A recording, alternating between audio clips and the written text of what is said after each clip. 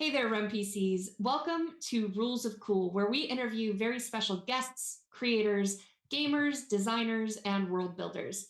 I'm your host, Rem, and today we'll be chatting with the phenomenal artist and illustrator, Brent Chumley.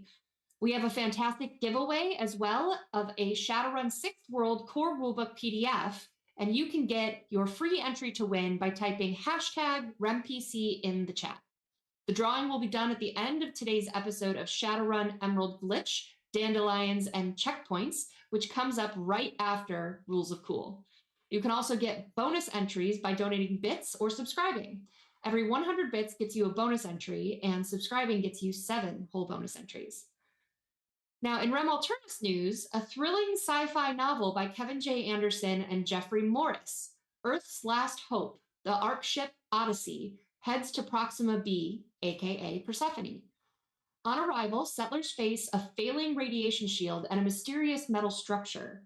Astronaut Darcy Clark and engineer Tanya Baxter race to save humanity and uncover the planet's mysteries. Fully funded in under an hour and named a project we love by Kickstarter, come check out the project now. Stretch goals are unlocking as we speak, and the link is in the chat. In the darkest reaches of space, the Hellslayers stand as humanity's last line of defense.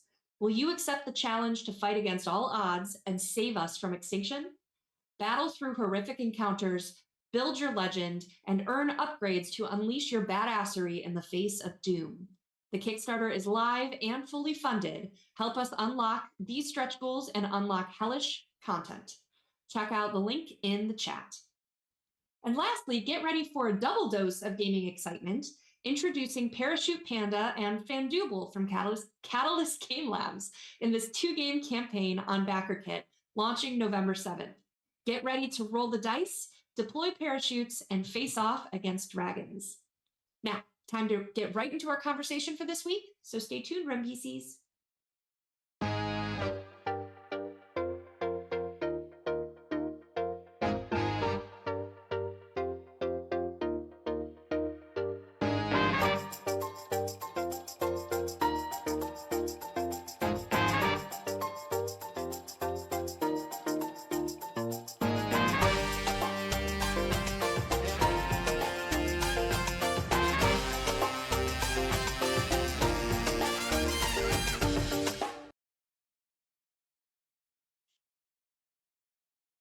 Hey there, everyone. Welcome back, and welcome to the show, Brent.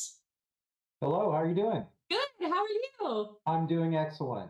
It's always fun to talk to someone that I have a previous relationship with, because I'm like, this is going to be an easy show. Excellent. That sounds great. For those of you watching, I met Brent at a, was it Origins?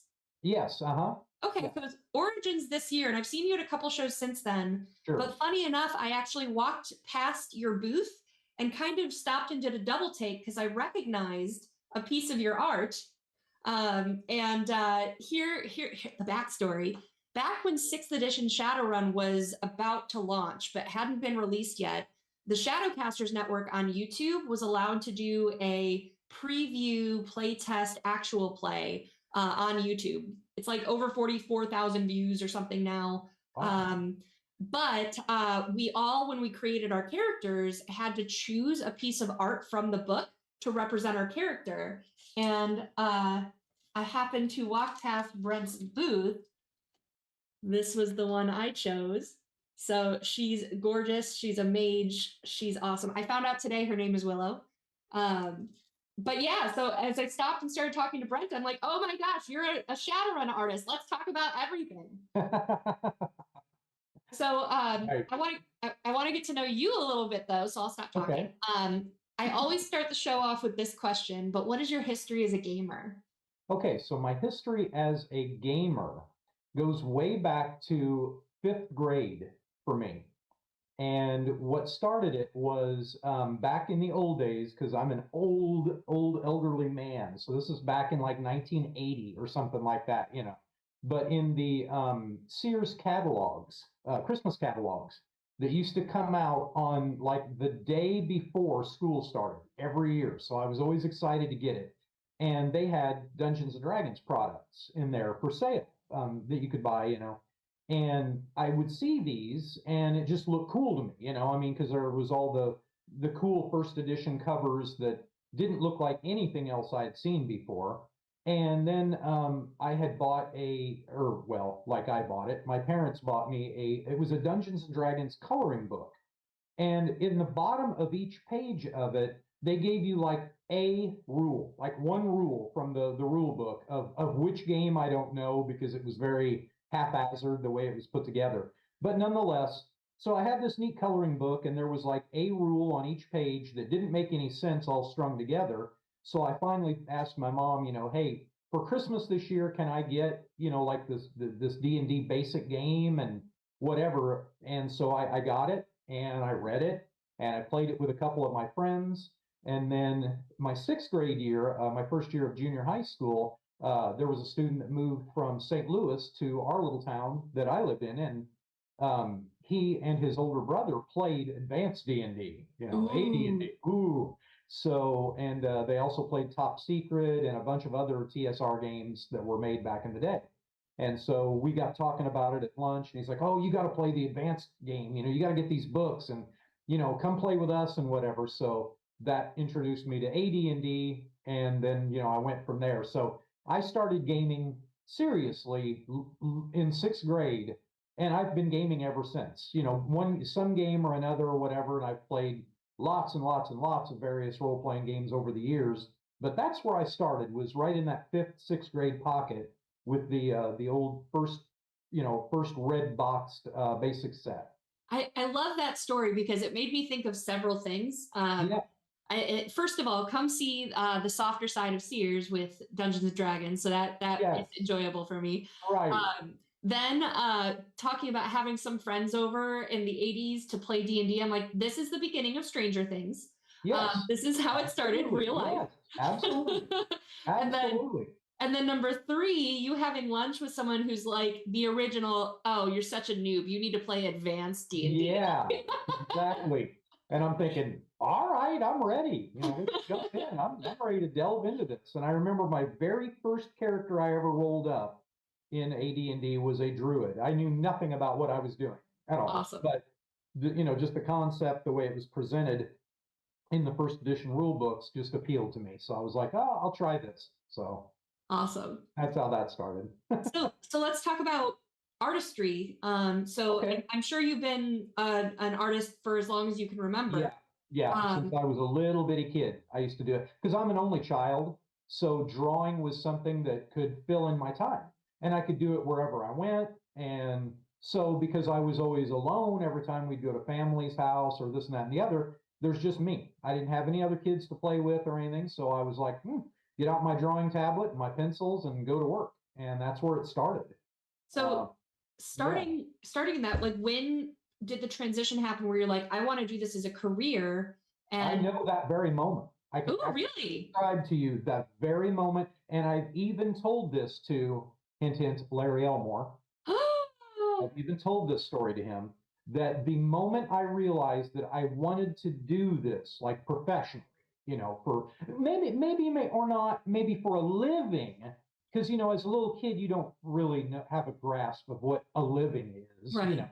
But I knew I wanted to do it professionally when I grew up, if you will. Was also in sixth grade, and my dad had taken me down to, there was a place in St. Louis, and it was called Checkered Flag Hobby Shop at the time, and that's where they used to sell gaming stuff, was in hobby shops instead of in game stores like we have today, because it was its own little niche thing. It was not a big brand and all this like it is now. So he took me down there because my buddy that introduced me to AD&D was from there and told me all about this place. And to me, it just sounded like some magical heaven in the skies that I had to visit. They had miniatures, books, and modules, and oh my gosh, So anyway, he took me there for Christmas one year and said, "Okay, I've got a $300 budget. Pick out what you want out of this stuff, and I'll get that for you." And so, in picking out stuff, I got some modules and some books and some miniatures and Dragon magazine. Ooh. Dragon magazine, and I got a couple of issues of it. And I basically just picked them up to read for later. I didn't pay a lot of attention to them at that moment. So long story short, I take them to school with me one day because I want to start reading through them on, in between classes and on recess break and things like that. And this one particular issue had a Larry Elmore cover painting to it. And it featured a couple of goblins in the woods, and they were coming up and approaching this knight on a horse that was raising up, and he had a lance and shield, and it's all forest setting behind it and stuff. And I remember looking at that painting and going, oh wow, this is what I want to do. When I grow up, this is what I want to do, artwork that looks like this. Cool. And so I've told him, because he's now someone I've gotten to know over the years and have done a lot of shows with him sitting right next to me and things like that, at places like Gamehole Con and Gary Con and things like that. So I've told him this story over the years, how that was the very piece that inspired me. And I even had him sign that particular issue because I still have it. Oh, that's so cool. Yeah. So that is the moment that I knew that I wanted to do this. Oh, that's so awesome. How cool. Oh, I love that story. I don't know if that's cool or nerdy or what, but yes, that's the way it is. I mean, that's the story. So it's that's so cool. Yeah. I think for all of our audience, it probably brings to mind that story where it was like, ooh, this is what I want to do. Oh, yes. So sure. Cool. Even just as gamers, I'm sure all, just the people that just play games, let alone make them, create them, write them, do art or anything else, I'm sure have that moment where they played it once or they saw it on a bookshelf or something and said, oh, I've got to do this. This looks cool, or whatever, whatever that moment was. It's interesting. So for me, I wanted to act, and I always enjoyed it. Yeah. But I worked at a Ren fair and I played a fairy. Oh, and a okay. little girl, I fought in the final joust, and the blacksmith knocks me unconscious. And then at the end, we all get up and we're all friends again because that's how it works. Yeah. And the next hour, it was my turn to watch Fairyland. And this little girl sobbing comes up and hugs my legs. And I look at her mom and she's like, she saw you got hurt at the joust. Oh. And I'm like, yep, this is what I want to do. Yes, absolutely. Absolutely. Oh, cool. In the end of it all, whether you're an actor or a musician or an artist or a writer or a game, I think the ultimate goal, regardless of money, okay, take that off the table for a minute. Let's forget about making money at any of these things. But I think what typically, anyway, drives anybody to do these things is because when you do something like that and you get a reaction from someone, you get that positive reaction that, oh my gosh, this is so cool what you did, or what you made, or what you portrayed as a character, or wrote, or drew, or whatever, whatever the case is. I know it was for me when I would draw stuff and kids would go crazy over it. I knew I had something. When I walked past your booth and went, yes, exactly. Exactly. That's a very good illustrated point right there. Unintended. Oh, well, that's all for tonight, everyone. I gotta cut this off. All right. Well, man, already I'm off book here, so I have some questions for you that I should probably get back to here. Sure. What's your favorite experience at a convention this year? And even if you want to talk about what your favorite convention is. Oh, man. That's a hard one. That's a good question.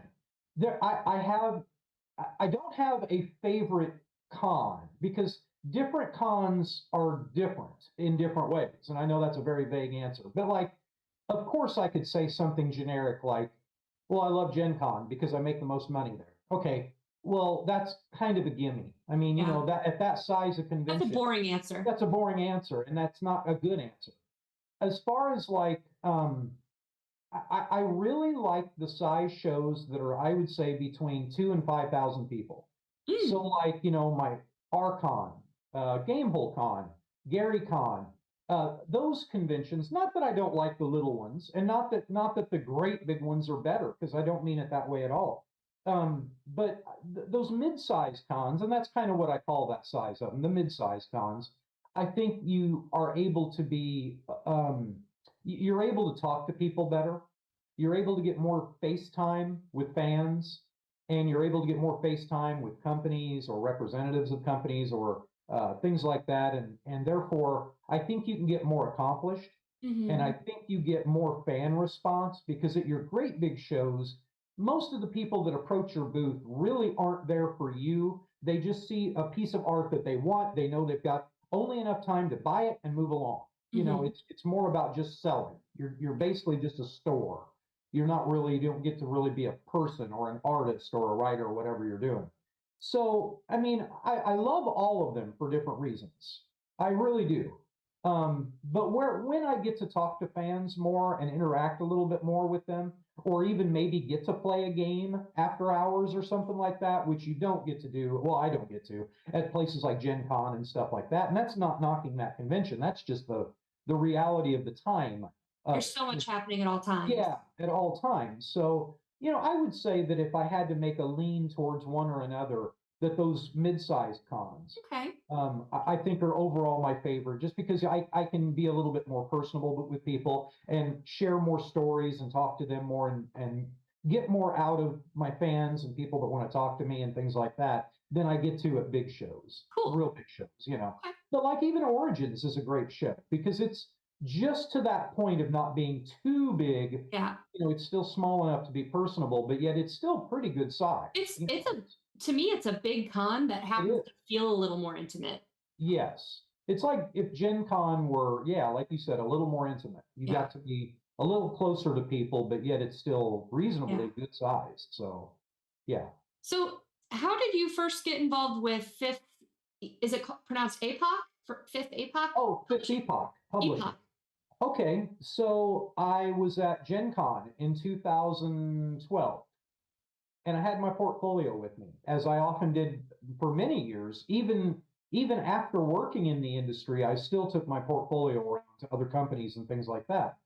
And so I had my portfolio with me, and I was with a buddy, and my buddy was going to play in this Metal Magic and Lore game, and it was in one of the hotels next to the downtown convention center for Gen Con. And so I left my portfolio with him because I was hungry and wanted to go down and get food from one of the food trucks that they have outside. And so when I came back, long story short, the guy that was running this game had looked through my portfolio and he said, Brent, I've met you before. And I didn't realize it was you, but at Archon, which is in Collinsville, right outside of St. Louis, I go there every year and I've seen you at your booth and stuff, but never, really talked to you. Do you mind if I show this to these guys? Because you've got a piece of art in here that I think fits their wood elves that they have in their game Ooh. system. And I think a lot of your stuff would fit. And I know they're looking for a new artist to kind of be their artist, if you will, not just an artist, but their main artist, Ooh. because the guy that was working with them moved on to other things and they kind of needed somebody. Yeah. And I said, sure, put me in touch. So long story short, he put us in touch, and me and Vito Pandolfo, who's the president of the company, whom I just spoke with on the phone today. As a matter of fact, it's kind of funny.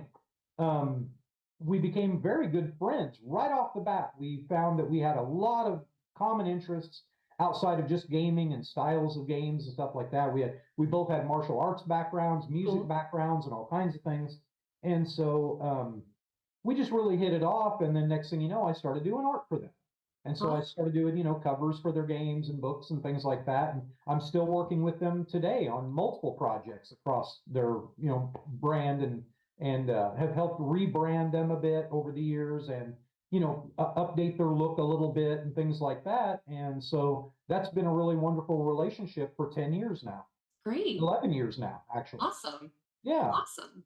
So, and I also do, besides just art and graphic design for them, I also am doing, I do a little bit of game design too. I help with some of the newer material for the Metal Magic and Lore game. I've worked on some of the magic system stuff and some Ooh. spells, and just helping play test some of the new rules that they've come out with before they transition to second edition and things like that. Just kind of, working my way into a little bit of game design and development and stuff. Not on the big league level, but just, trying to, because I've gamed for obviously many years and have a lot of experience with that, and just trying out some things that work or don't work, or to modify a little bit here and there for them. So, Yeah. Awesome. And they're not the only game company that you've partnered with. And I'll try not to just talk about Shadowrun, Right. Sure.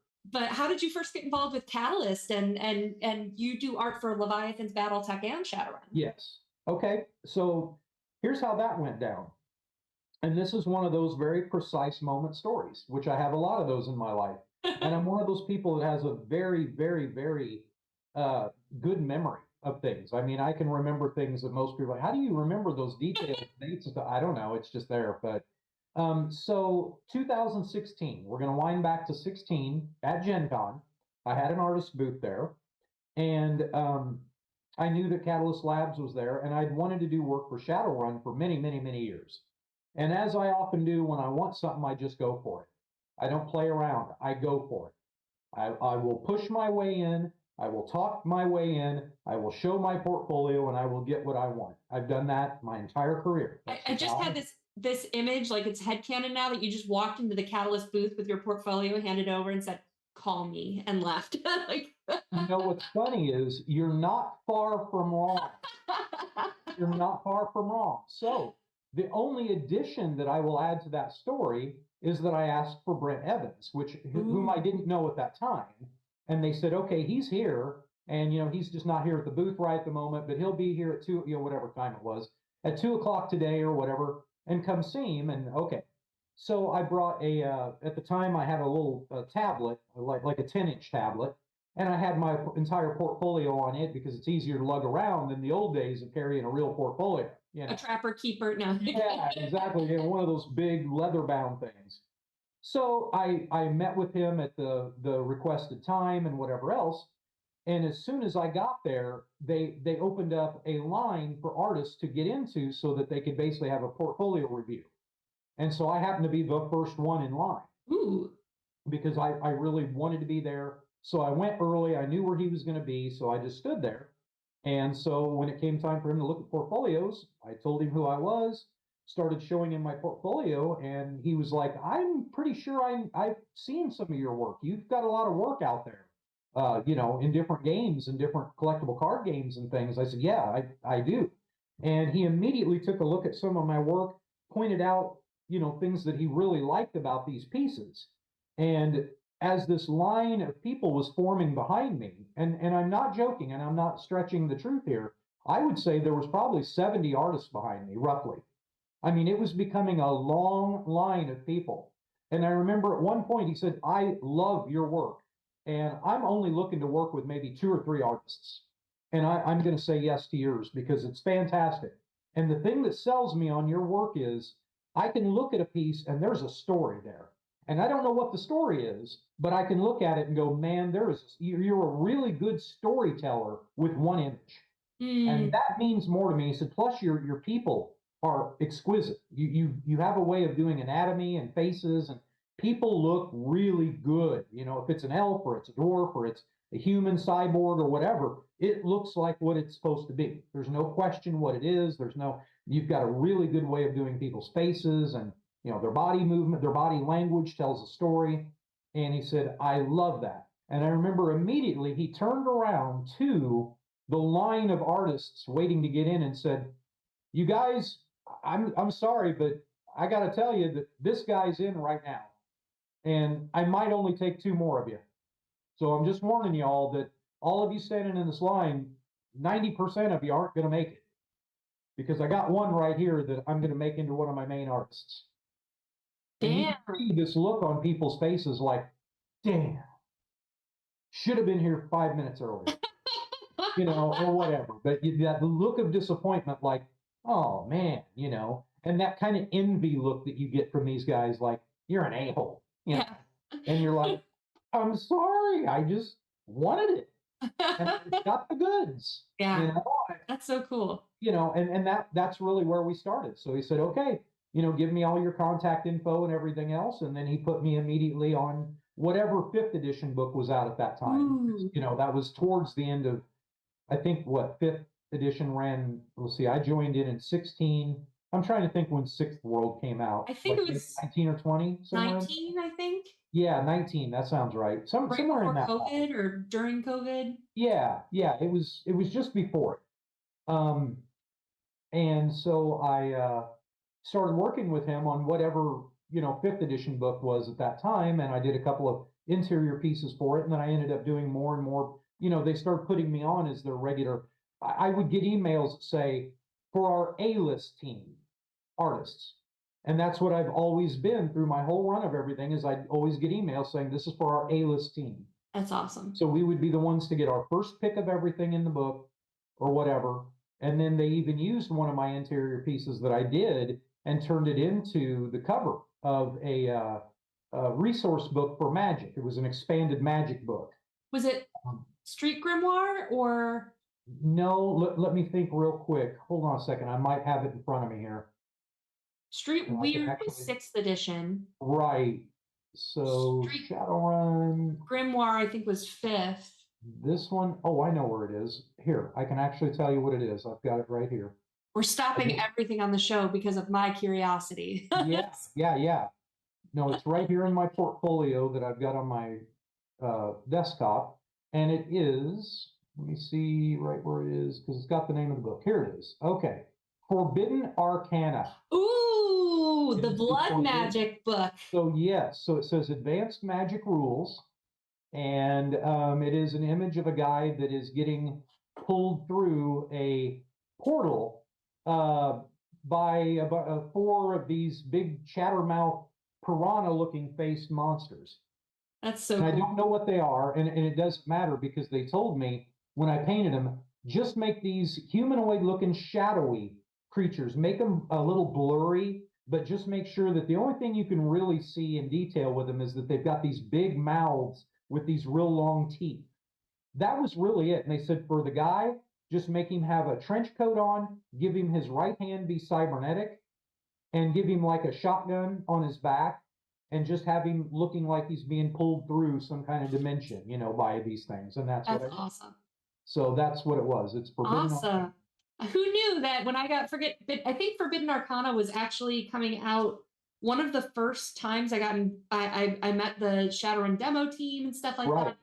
And I remember getting a copy of that book before I had most of the other ones because my friend who was one of the writers was like, I already have this here. Right. So cool. Who knew? Yeah. It's a small world. It is very small. So you have done artwork for Catalyst, for Battletech, for Leviathans, and for Shadowrun. Of course, I pretty much just have the Shadowrun stuff here. Sure. Some of it, but we wanted to do show and tell with you. Okay. So here's another piece that I got from Brent. And this. Yes, the Scottish orc. The Scottish orc. So he's in a kilt. And I got this one actually as a gift for a friend because he played Billy Berserker. Oh, okay. And would wear the troll face every time they streamed without fail. Oh, wow. That's cool. So I was like, hey, it's Kender Mage. I got to get it for Kender. So, nice. So I still have that for when I see him in person someday. Right. And I know you've got a visual aid too. I sure do. So I managed to, when doing the Sprawl Ops game, which I'm sure you'll get to at some point, I was asked when I took these people's photographs that they sent in as backers for this project, and they wanted to be made into their Shadowrun characters. That was the premise of the art order that I got. Oh, cool. Now, on the other end of things, I don't know how any of that works, so I can't speak of it. But anyway, when I was done making these people into their various characters, just like the Willow piece that you had, and that almost kind of like the Scottish orc guy, they went ahead and asked me if I could do one of myself. And they'd go ahead and pay me for it like a regular port, like I did all the others and stuff. So I said, okay, cool. So I did it and never heard anything more about it. And then in 2020, towards the end of the year, kind of when the pandemic was letting up a little bit, when stores were back open and things like that, I went to a game store in St. Louis, and a friend of mine yelled from across the room, and he goes, Brent, you're on the cover of a Shadowrun game piece. Holy crap, you're a card on here. And I'm like, what? What are you talking about? So I walked over to him and he brings this. He shows this. That's cool. Hopefully you can see that. And they used my art of myself as a Shadowrun character for the cover of this NPC Rogues Gallery deck That's that you so can awesome. play with the game. And so in it as well, I am a playable character called Barrett Rickards, which is a play on my real name, because my real full name is Brent Richard Chumley. So I took Brent and Richard and kind of made it into Barrett and Rickards. That's to awesome. make a cool Shadowrunny kind of sounding name. But I am a playable character in the Shadowrun 6th World game. So in that Rogues Gallery as well, Yes. you guys, our audience, have seen another character that's in there. That's Torrin Skelly, who the art is based off our line developer for Shadowrun, Jason Hardy. So now you have in for two of the Rogues Gallery NPCs that you know of. So that's pretty cool. Yeah. No, it was really cool. I was excited to see that because, as a gamer first, and, before I became an artist in the gaming industry, who doesn't want to become a character in a game? And so, I mean, that's been a bucket list item of mine. And then to get to be in Shadowrun, which I'd wanted to do art for since the late 80s when I first heard of the game, that was just really cool. That was one of those moments where you're like, oh, You'll be getting an email from me requesting a quote on a social adept character. It's Sure. Totally do that. The other one I have, I just got from you at GameholeCon, and I had to pry it from under my mouse already here, but I got a mouse pad. Yes. Where was this one used? That one, I don't know. It was used in a book in 6th edition here about 2 years ago. And when I originally illustrated it for the game, the werewolfy looking guy in the background that's being shot at is not actually a part of the art that's in the game. They wanted me to paint him just shooting at nothing because I guess that went with the whatever story that they had in that game. Right. Something stalking that character or whatever, and so he's just shooting at it, and you don't see what it is. But to make it something that I thought would kind of fill in that gap, it felt empty to me. It felt like it was an unfinished piece being like that. So of course it was published that way in the book, but I added the werewolf thing to it to make it more of a complete piece. Awesome. And I made the one and only playmat there or mouse pad of that, and I decided there that I would give that to you at GameholeCon, and just as a special piece that's not going to be anything that I put into production or that will sell at other shows or things like. Now, if people really want it and they want to order it or something, I can do that, but it's not going to be one that I regularly carry with me to sell. So it's kind of a unique, special item. Thank you so much. I told Brent I'm so excited when my wall is finished back here. I'm going to have floating white shelves, some LED lights, art pieces and stuff like that. And I might cycle through some stuff because I have so much I want to show. But at some point, I know that mouse pad will be up there. Awesome. That's awesome. So, thank you. Of course. And of course, she will. Oh, yeah. Absolutely. How could you not? Right? Now, your Battletech and your Leviathans are the next things I need to purchase when I see you again at the next con. Because I've got to be fair. If I've got Shadowrun, I have to have Battletech. That's true. That is very true. Yeah.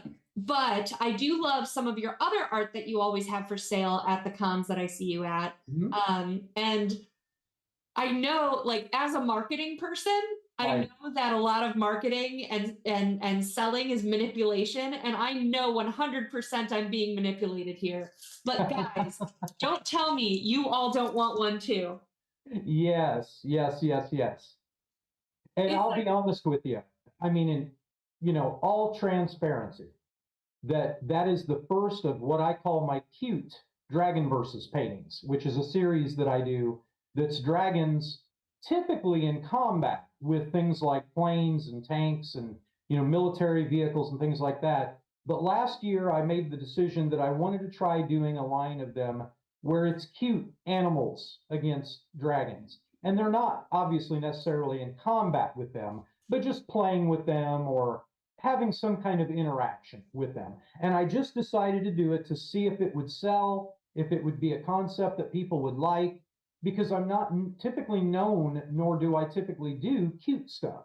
Most of my stuff is hard fantasy science fiction stuff. So I don't know. It was a dipping my toe into new waters with something, and that piece there was the first one I did of that, and it sold like wildfire. And so I thought, well, why not start just making another, make a new series of these, of which I've painted 3 now. There's 2 more in that, and man, I'll tell you what, those things are just incredibly popular. Yeah. And everybody that comes up to the booth, of course, connects with a cat or a dog, and they all have their particular pet or their particular preferred dog or cat breed that they would like to see portrayed in one of these, I'll go get my puppies and show you what your next projects are. Yes, exactly, exactly.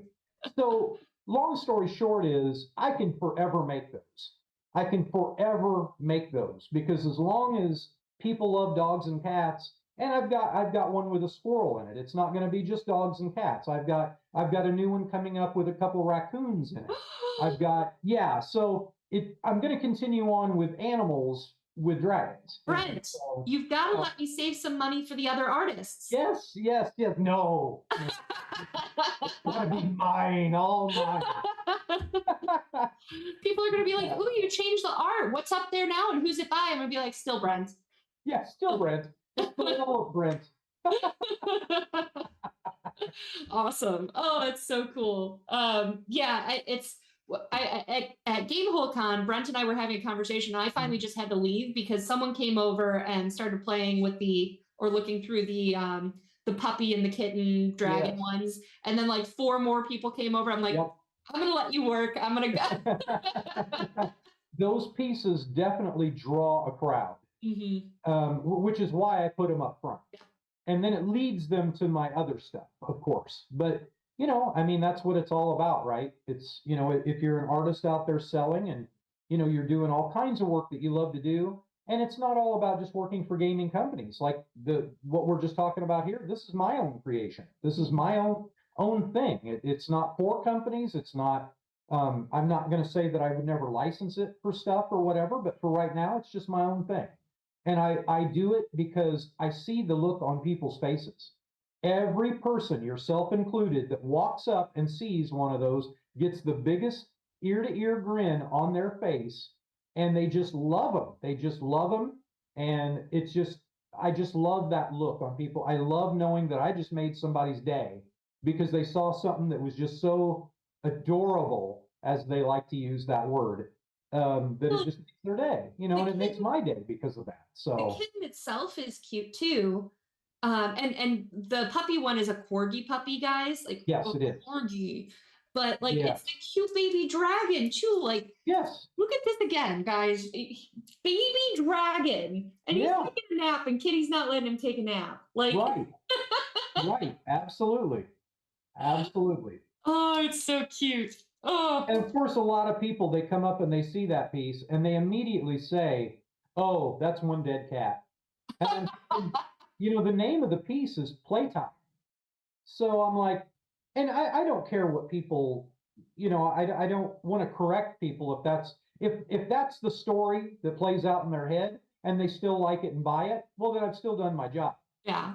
And that's another thing with a lot of my art, even the gaming art, which is illustrative, is a great deal of it. I try to leave open-ended like that so that you can make your own conclusion as to what's going to happen. I like people to fill in the blank instead of just give them the blatant story. I like them to go, "Oh, what's going to happen here? Is this dragon going to do this, or is this animal going to do? Well, I don't know what." And then it's different for different people. And I like that too. It's kind of like the music of the band Tool. Their lyrics are written that way specifically so that they knew what they were talking about, but they will tell the audience, this is whatever it means to you is what it means. Well, and you were talking earlier about the Brent Evans saying that, who, by the way, I should fill in, is the art director for Catalyst Game Labs. Yeah. But your art telling a story. So not only do you have the story of the kitten and the dragon and what's going to happen, but also when you finally zoom out from the cute and you take a Right. look at the rest of what's happening, like it looks like they're on this fine table. There's a stone hearth. Yep. Like, are they in a castle? Like, you Exactly. start to Exactly. extrapolate on that too, which Yeah. is pretty neat. Yeah, and I'm known for doing detailed backgrounds in my pieces, and so these aren't any different. And so I try to put them in locales and locations that they won't always be medieval. I mean, there's going to be modern ones and some that just transcend eras, anyway.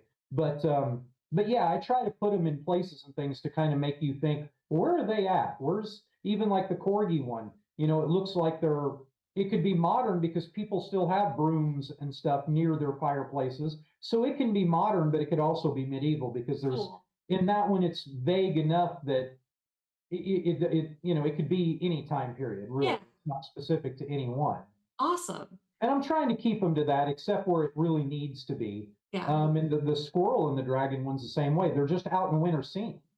So it could be medieval, it could be modern day, it could be any time. There's no reference in it to. Do you do wallpapers? Well, I'll tell you what. I'll tell you what's better than that is vinyl. Vinyl prints can be placed on your wall because then you can peel it off at any time you want and move cool. things like that. And yes, I have made a few of my pieces into wall vinyls, like those fatheads that they make or whatever. They used to call them fatheads. They were a company that made those, like professional football players that you could put on your wall. Oh, And that's what they were just basically vinyl stickers that you could put on your wall and peel it off when you wanted. And yeah, that's just vinyl stickers. And yes, I definitely can have my art made that way and put you can get a car rack with my art on it if you want. and I have so much money, Brent. Yeah. I'm gonna call you. There you go. There you go. It can be done. I'm off book again. I think we talked about a lot of this though. Like, were there any artists that inspired you to start? We talked about Elmore. Oh, sure. Yeah. Elmore, easily, all of your TSR artists, Parkinson and all of them. But I was also even younger than that, was very inspired by comic book art, of course. And I didn't know who a lot of the artists were when I was a little kid. I just knew I liked the art. But also things like Savage Sword of Conan magazines and the old Warren Publications magazines, like Creepy and Eerie magazine and Vampirella magazine, and all of those horror-esque type magazines, Famous Monsters, and all that had a lot of European artists in them that were illustrating the stories. Heavy Metal magazine. I can't tell you how many of those artists influenced me. And I can name them now, but at the time I didn't know who they were, or what they meant to me.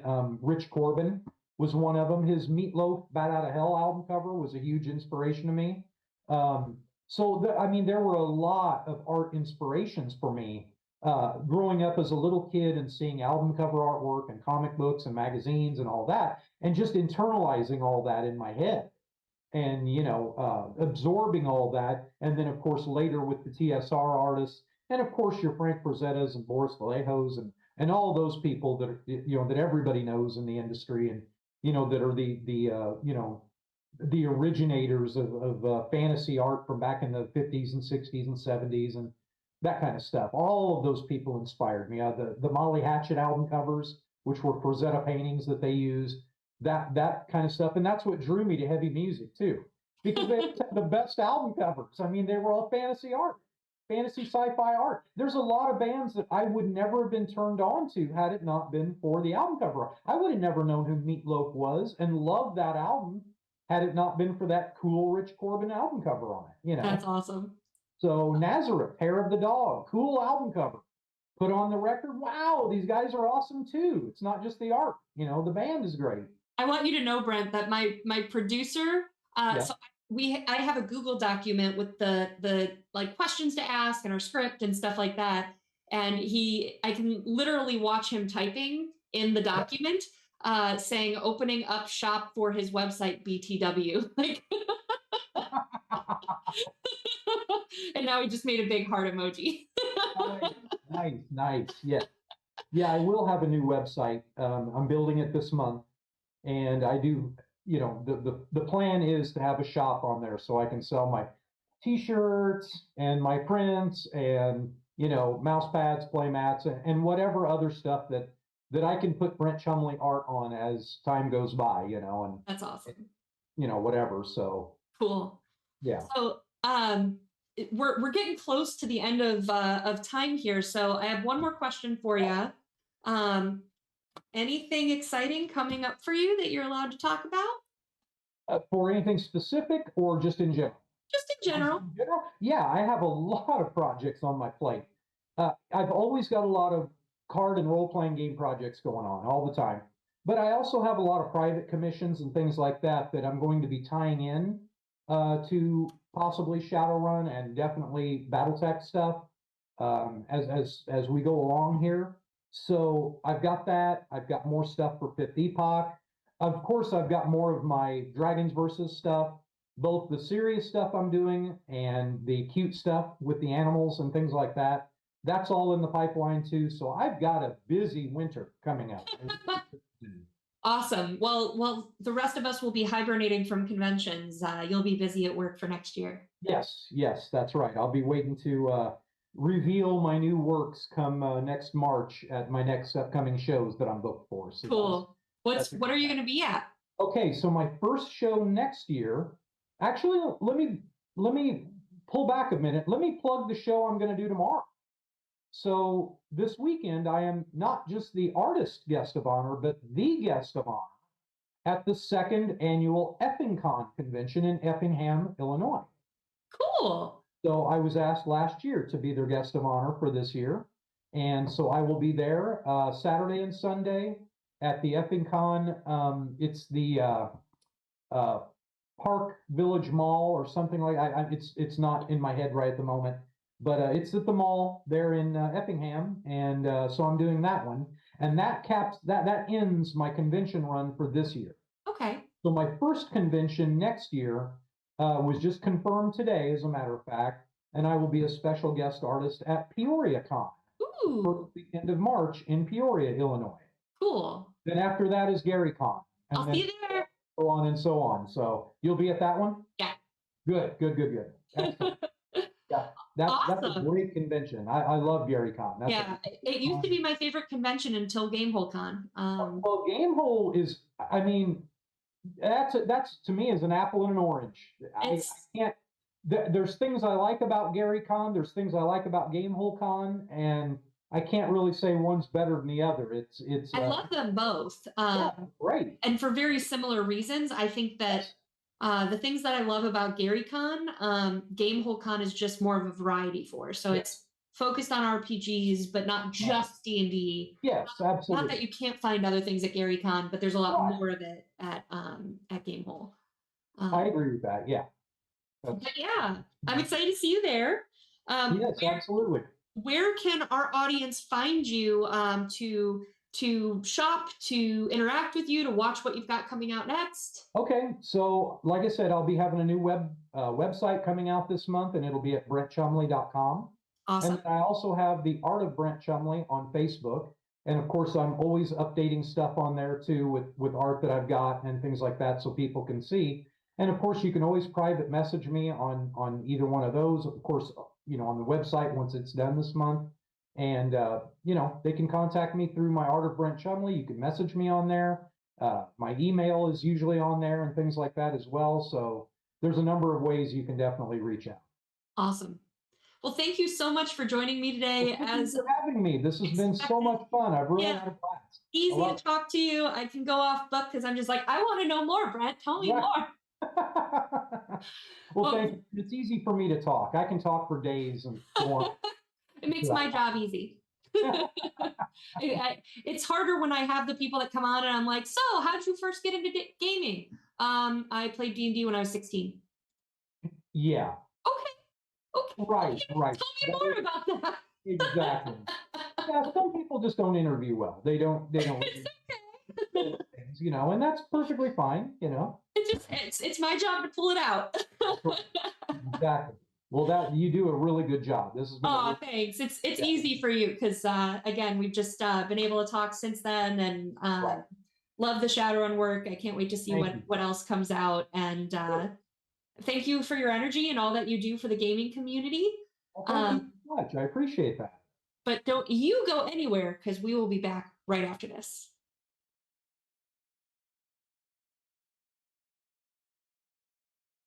Well, Don't forget that we have a wonderful giveaway of a Shadowrun 6th World Core Rulebook PDF.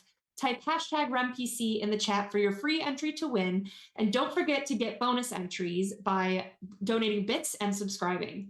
All funds help us to pay our cast and crew and keep producing content.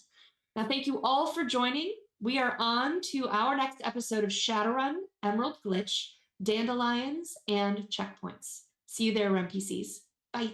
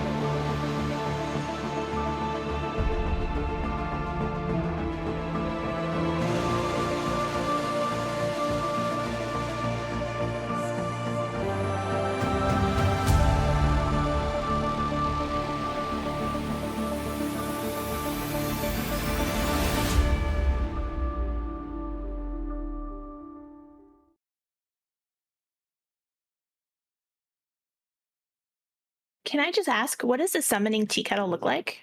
Oh, a summoning tea kettle.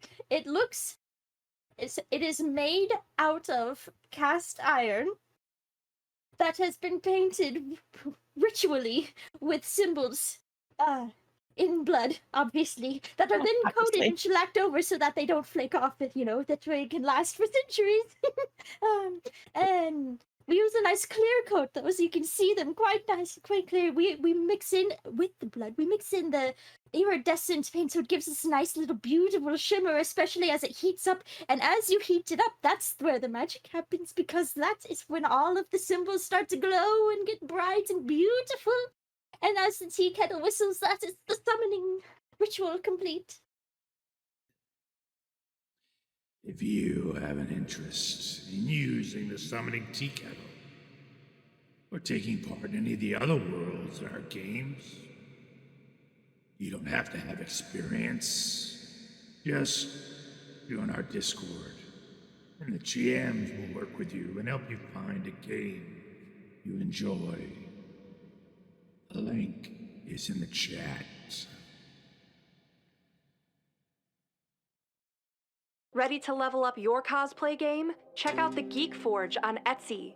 With a variety of props to give your photos that extra spark, you'll find just what you need. hold magical fire in the palm of your hand, or take a potion to restore your mana. With a large variety of colors, you can choose your own magical flavor for your cosplay. Bring drama to your photo shoots with these vibrant props and more, all available at the Geek Forge. Are you ready to level up your cosplay?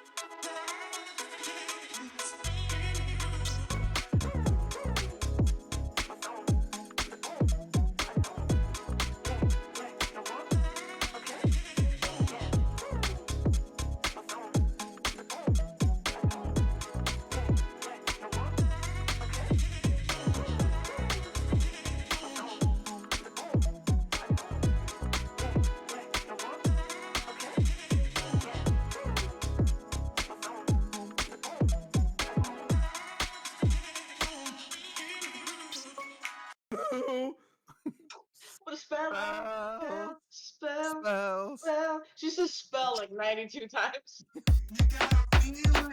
Spell, spell, spell, spell, spell, spell, spell, spell, spell, spell, spell, spell, spell, spell, spell, spell, spell, spell, spell, spell,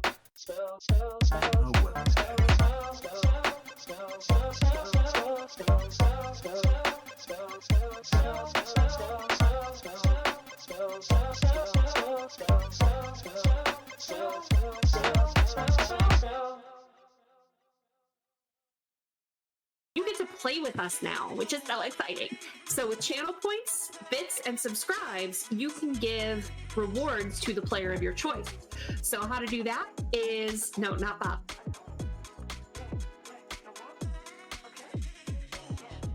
Channel points, I believe it is 500 points, gets you NERPs, which is +3 to any dice roll to the player of your choice.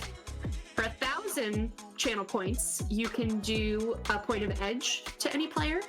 And for 2,500 channel points, you can do 4 edge to the player of your choice. Now for bits, for 100 bits, that's $1, you can do the NERPs. For 200 bits, that's $2, you can do the point of edge. Or for 500 bits, that's $5, get 4 edge to give to the player of your choice. And finally, again, the subs, if you subscribe, you can give 4 edge to any player.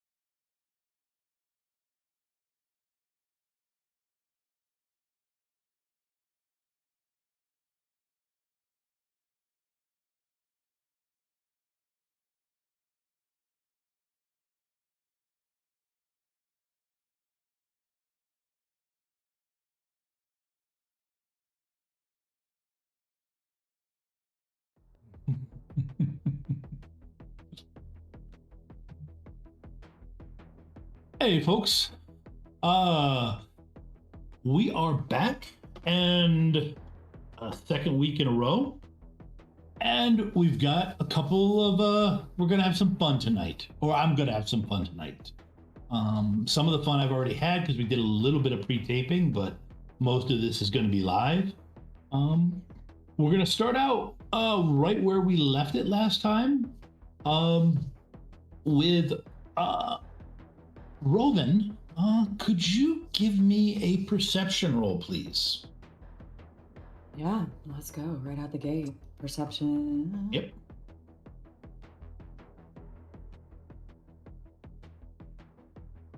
Let's see. Okay. 2 hits. Okay.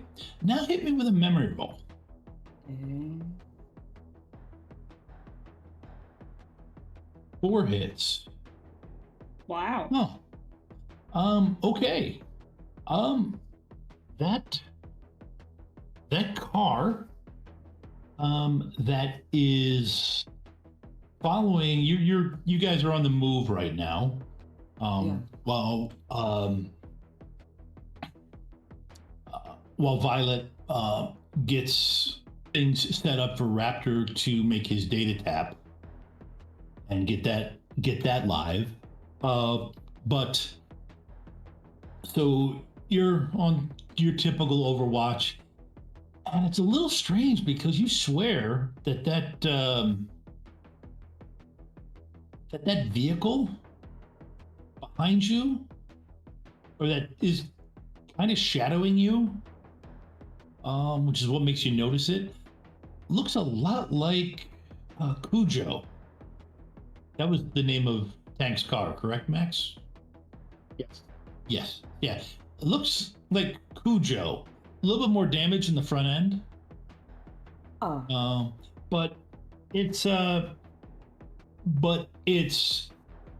after a bit it looks like Cujo, and it's not doing a very subtle job of following you. So it's clear you do a couple of turns.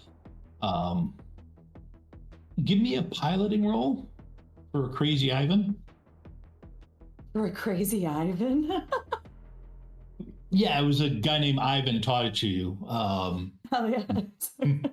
It's a special trick when you with these vehicles that are kind of top heavy. You have to spin it. You have to spin it and spin it just right so you don't roll it while doing a couple maneuvers.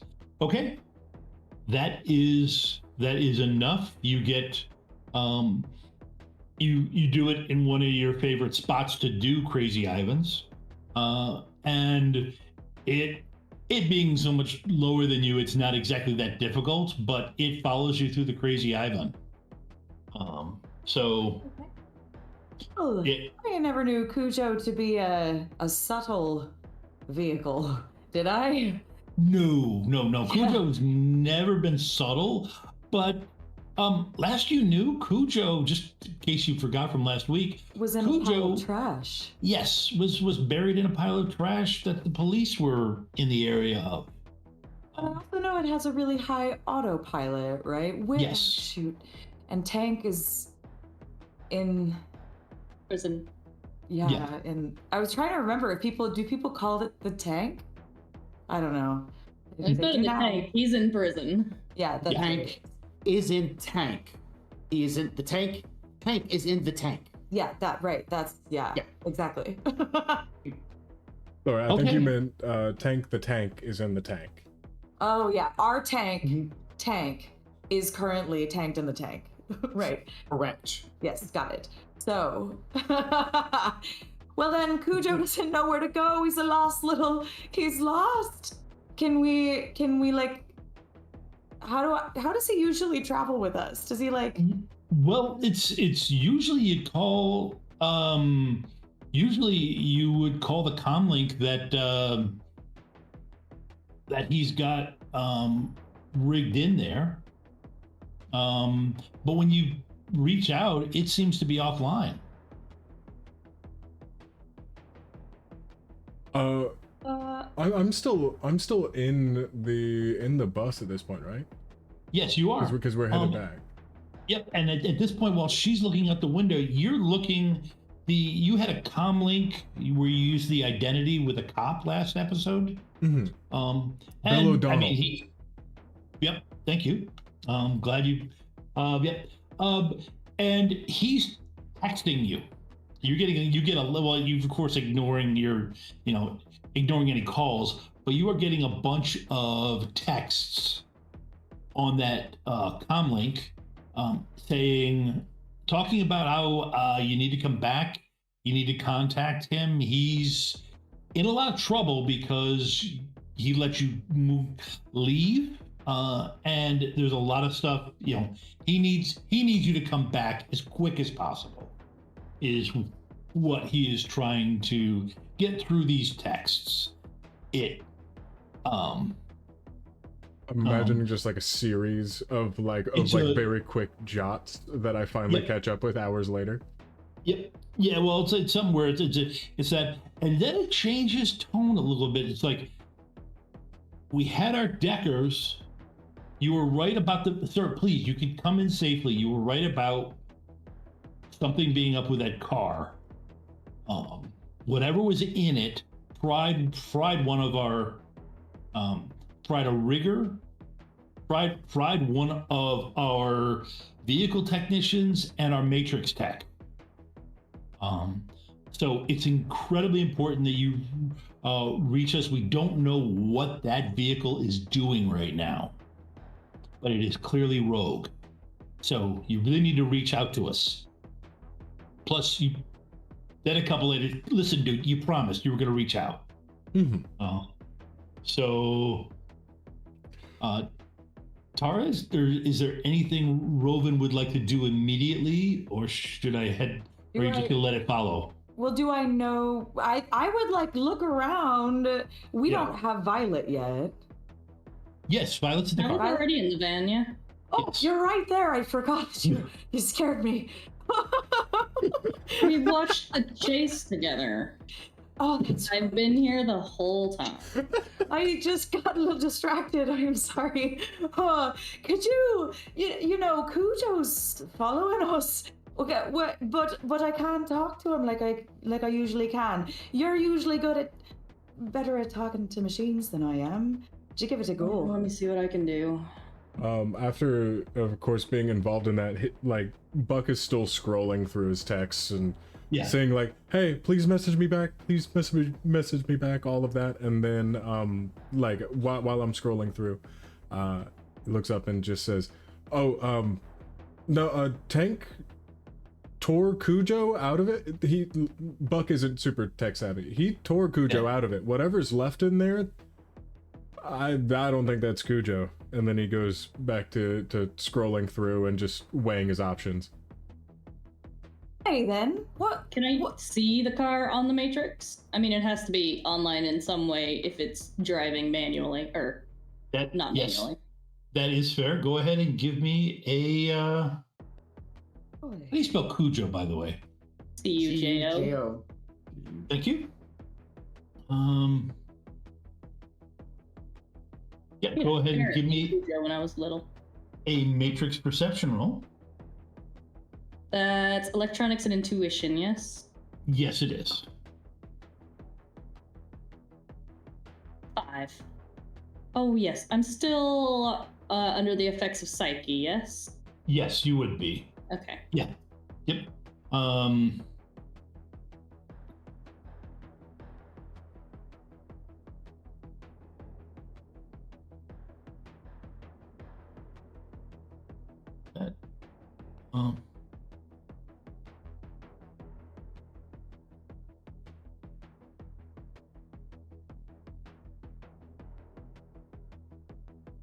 Let's see. Actually,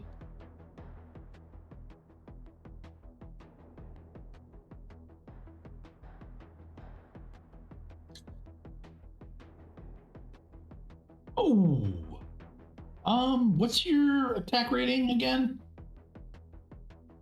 Let me see. Right now, my stats. My attack is rating 3. Your attack is rating 3? Okay. Oh, no. Okay, hold on. My attack... Sorry, Attack rating is 9. Thank you. Yep, no, trust me. I already... Attribute is 3. Yeah. No, I agree. I already had the... yeah. I already have mentioned how much I don't like the way they use those words. Okay. So 3, so 9. Okay, no edges exchanged. Yes, you do pick up. It seems like the base. What?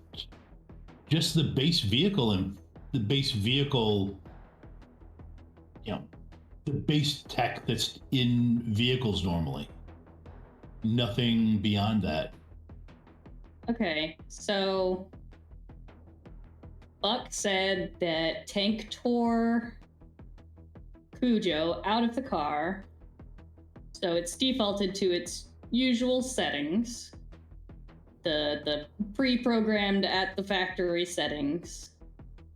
It shouldn't have been given orders to follow us because he sounds like he just ripped Cujo out and ran.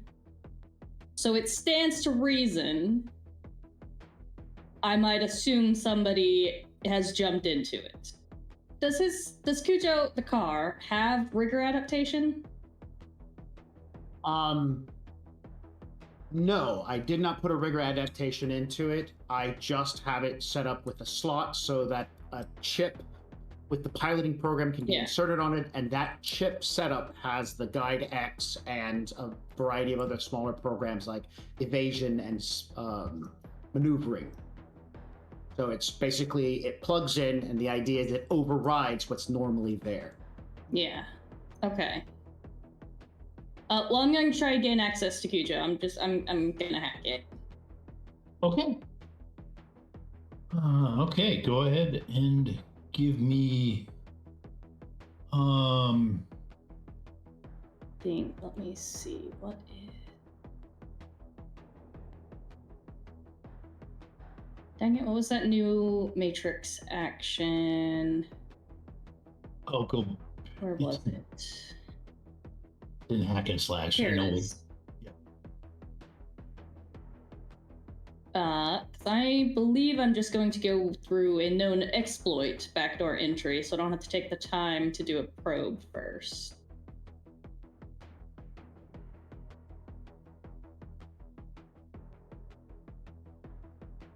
Yes.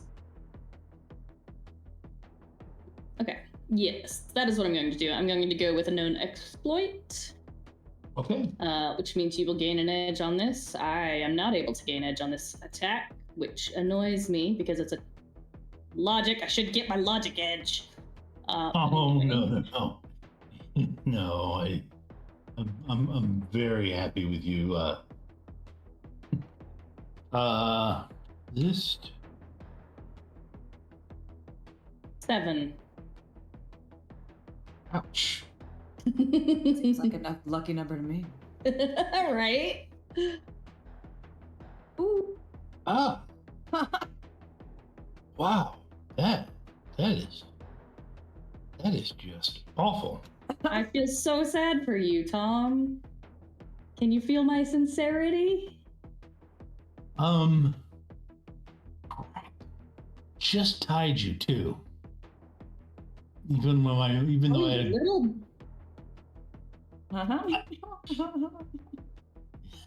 Fine, I'm the attacker. Yeah, you're the attacker. You get in.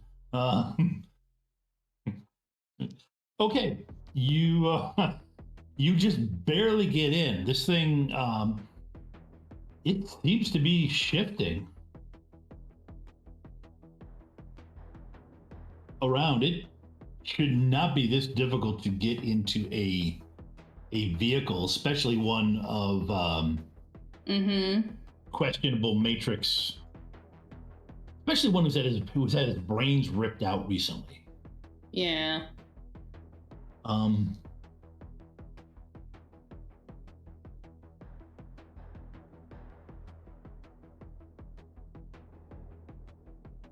That's fine. That's fine. Where is my...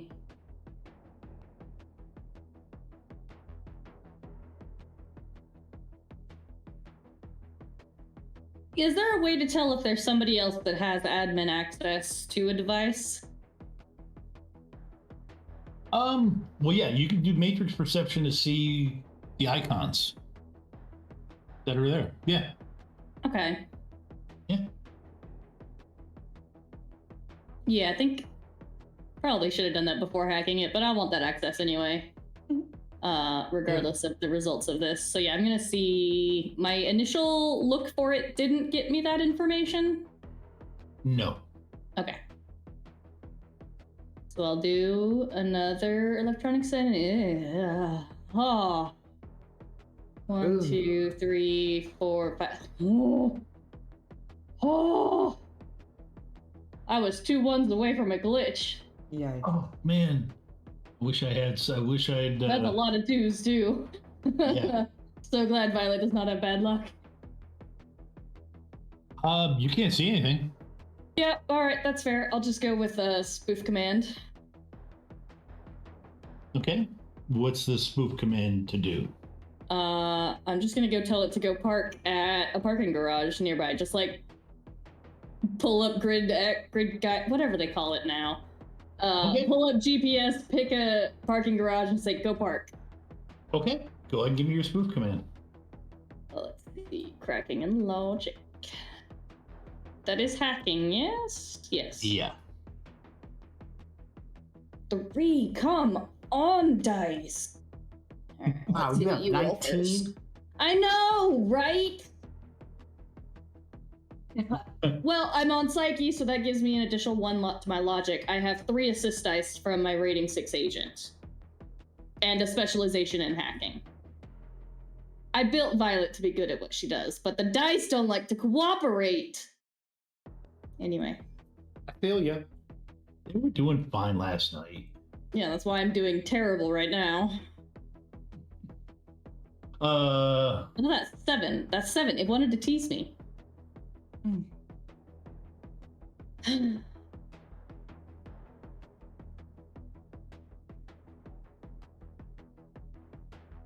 Holy Jiminy. Oh my Christ. Right. Yeah, you get it. Boom, you hit it, and then it just... It's Tom, like it loses it. Stop it. I'm spinning for edge, and I am re-rolling my failures. Okay. The other option is if you spend 4 edge, you could give me a reroll 4 of mine if you get lucky. It's up to you. Actually, no, that's better. I'd much rather re-roll 16 dice. That's fair. Right? Yep. Higher chance to get 8 successes to add to the 3, but you got 5, which is still 8. That's a wonderful number. Yep. Okay. That is an amazing number, yes. All right. Okay, so you get... And it'll be easy to tell if somebody's jumped in because it'll start to do what I tell it to, and then if there's somebody who has access to it, it'll follow. They'll catch on and redirect it again, and then I'll know. Yep. Nope. It turns and goes away. How paranoid is Violet? Well, I still have admin access, so I can keep an eye on it. So. Okay. Well, I mean, kinda, because we're about to at this point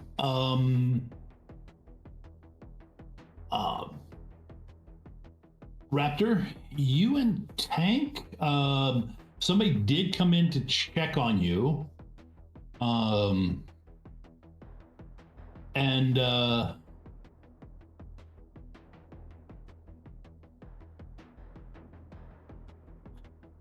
they do the whole check over, and strap Tank, you're both basically strapped, restrained into the things. Give me a Tank, definitely is. Raptor, give me a judge intentions roll. 4.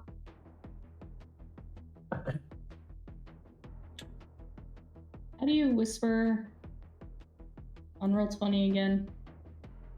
/W. Okay. Okay. Yeah. You spot the wink from the person. And with the guard not watching, that they leave one of the straps unclipped. You just have to hold on to it to make it look convincing. And then this person and the guard leave. All right, then I will undo myself. Okay. Undo tank. Yep, it's not that big a deal since you've got one hand. All right, tank. I need you to be a lookout, okay? Just look out while I take care of this. I will astrally perceive. Okay. Go ahead and give me an astral roll. Okay. What? 1. Okay. Oh, this is a depressing place. This particular place in general, just a lot of miseries happened in this room. It is not someplace you do see some echoes of things around the room. You're not sure that might be a rating 1 spirit of kin over there, but it doesn't seem to be doing anything to you. Yeah, so we'll probably leave it alone. Yep. Okay. There, I rolled up that 416 spirit with masking, and you're not gonna poke it. Jeez. No. That was a joke. Okay. There are no astral grenades. Until you invent astral grenades, I am not going to randomly poke things on the astral plane. Once they become astral grenades in the game, then I will be poking things inappropriately on the astral plane. Okay. On that note about Max poking things inappropriately, what is Raptor doing? So the first thing I'm going to do is I'm going to try to plug it in, because just like a pan and everything like that, once I give it wireless access, I'm pretty sure she should be able to see it. But they may have done something to it just in case, so I'm going to plug it in and say, there is the Violet, can you see this now? There is actually no open ports that you can access. You'll have to give me. Okay. You have to give me an engineering roll. All right, here we go. This is engineering and agility, if I remember correctly. Yes, this would be definitely agility, because you're trying to get these plastic cases to snap off. Now, since this is usually used with mag locks and stuff, is this my lock picking gonna be okay with that or not? Yeah, I would say your lock picking can apply. It gets some edge because it's not like you're doing it with a proper toolkit. Right, exactly. I'm doing it with like a scalpel and whatever else I can find in here. Right. Tongue depressor. Yes. Yep. Hey, you'd be surprised what you can do with this scalpel and a tongue depressor. Even with the wound penalties, I got 4 hits. Yep. Okay. Re-roll 2 of those. Re-roll some stuff. Okay. And I'm gonna spend some edge. I do need to get this connected. I'm gonna re-roll 2 of my stuff as well. Okay. Nope. All right, I got 2 successes. Okay. Not enough. Yeah, not enough ones. Okay. 2 successes. No, it just takes you I'm just clocking up the timer that I'm using. Got to bring in the clock system from Blades in the Dark. Yeah, actually, that'd be really good for something like this. Yeah, yeah. What I've decided to do is I've got a required, rather than have him do like a whole bunch of rolls or whatever. I've got a required threshold, and whatever you don't get to, basically just means it takes you longer. Okay. So I won't need to do the extended then at that point. Yeah, I'm becoming less and less of a big fan of extended, unless it's something really big. Okay. Go ahead. So you got the case off. You didn't snap anything, so you're pretty sure you can get it back together. Perfect. Which is important. That is the one mistake I made when I took something apart with a tongue depressor and a scalpel. But okay, so you go ahead and give me this. I will actually make as an extended test for engineering. Okay. After what I just said, because you're gonna have to. It's going to be multiple steps. Okay, is this going to be logic? Yes, this would be logic because you're going into basically strip the right wires. Take apart your phone a bit to merge it in. Ooh, I only got one on that one. Yep. Well, go ahead and keep. I should actually just click extended on here. Right? Do they? Nope, they don't have that. It's an option on roll. No, they don't. You have to go on the. You can go to the. Get -1 on this and engineering again. Got 2 successes then. Yep. Roll again. Yep. Keep going. I'll tell you when you passed. What's this one? Spend edge on this one. I'm not glitching. Yeah, it's not. Let me go ahead and roll again. Not like re-roll with an edge, but just keep rolling through. Mm-hmm. There's 2 more. Let's see. That's a total of 5 so far. Yep. Give me another roll. One last roll at a -4.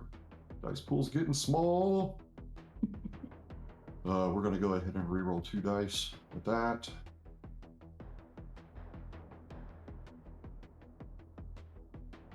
Got 1 more, and that brings me to 6. Okay. That was the threshold. Oh, beauty.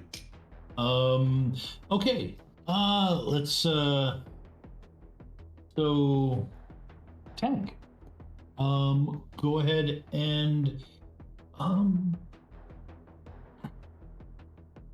and give me some perception rolls. Let me.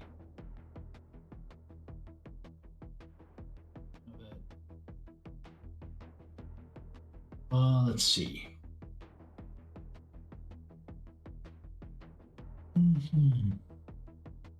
There it is. Sorry, folks. I had to look up the interval scale out of the book just so I can make sure I get this right. Okay, go ahead and give me 5 rolls. 5 perception rolls? 5 perception rolls, 1 every 10 minutes.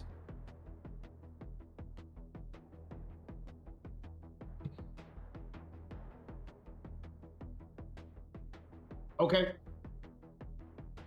Oh no! What are you doing? That's not what I... Hang on. Let's turn it off. There we go. 1. Okay. 2. Okay. 3. 4. 5 perception rolls. Okay.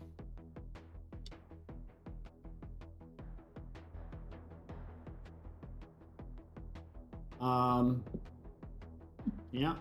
that's what I got. Okay. Nope. You are. Those twos. Yep. You are. Yeah. That was not what I wanted, but it's what I got. Okay. You know there's no movement. You haven't seen anything, no sign of anybody checking on you guys. Raptor, okay. And at this point, it looks good. It was definitely a little bit more nerve-wracking than you like. But you believe you got it wired in. I did get stabbed. Yeah. Well, that hasn't helped. Yeah. But no, Violet's instructions seem to was enough, and you're patched in. So you just got to call her and talk to her, and let her know what to do. Call her up. I picture Violet using like ChatGPT or something that like puts a really technical block here and goes like, dumb this down for me, please. How do I explain this to somebody who knows nothing about technology? No, I'm good at when it comes to like resistors and stuff. Look, it's how she views Red, okay? It's how she views him. It's how she views Raptor. Little message at the bottom of the chat GPT has not been read. Yeah. Just unread. Yeah. He's not gonna read it. Okay, yeah, it's up to you. It's up to you guys. Right, okay, Violet, you should be able to get in now. Can you see it now? Yes, I see it now. Perfect. I'm gonna have to go offline for a little bit because I'm gonna need to hide this. I'll come back. And how long do you think this is gonna take? I don't know. Usually my hacks don't take that long. It depends on their level of security. Given that it is an offline storage, I can't imagine it will have too terribly tough security once I get inside. Sounds good. So like 15 minutes, hour? Probably not even that long. All right. So he's going to set the comm link inside where it's not going to be bothered or anything like that. He's going to make sure that he sets it. Oh yeah, Violet, how do I set this thing to where it doesn't like vibrate or ring or anything like that? Because I don't want this vibrating around or ringing. There's 3 buttons on the side. The bottom one, just press that until it says it's muted. Okay. So now that's all good? Yes. All right, awesome. Okay. Well, both of you take an edge. Yeah. Both of you take an edge for just for the role-playing the cluelessness and role-playing the younger derision.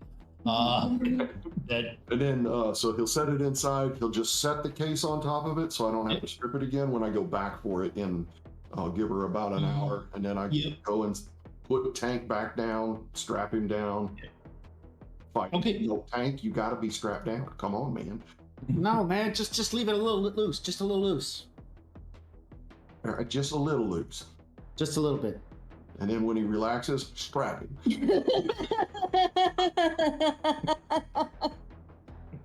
He will respond with the, did you just? No, I'm not doing this for you. Hubbard. I mean, like, you're a strong guy. Can I just judge that? And then I go back over to my seat. Okay. All right. So at this point, I think it's a good spot for us to start the hack. Tyler, you know what that means, right? Yeah, that means to hope and pray that I set this up correctly with no testing involved. Let's give it a shot. Yeah, this is, folks, before he hits the button, this is our, we pre-tape this a bit so we can do some editing and stuff on it. So, so if something goes wrong, we'll get it fixed quick. Mm-hmm. but we're getting hacked. Okay, so Violet is ready to connect through what Raptor has rigged up and get at the medical host information. Mm-hmm. Okay, so Howard, he's given you access to his phone, so that's not a big deal. How are you? And but you have an active. The data tap gives you an active matrix, the ability to do an active matrix connection to the system. So what's your first step?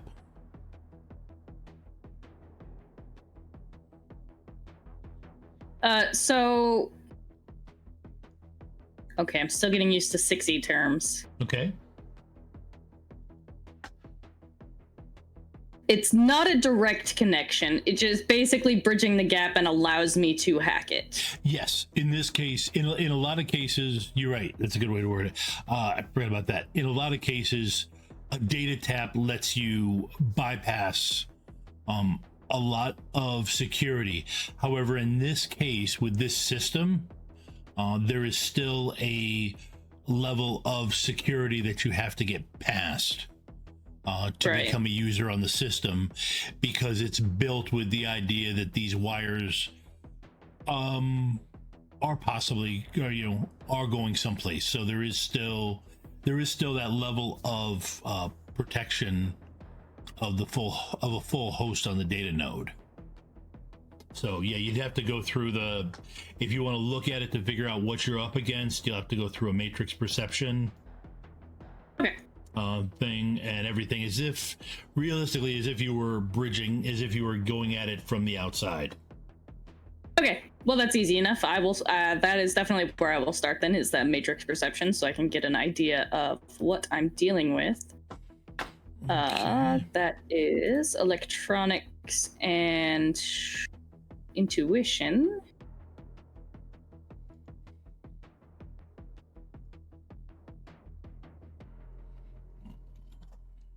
Four.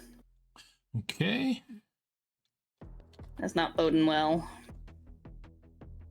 Well, who knows? I mean, I could have almost bought that many hits.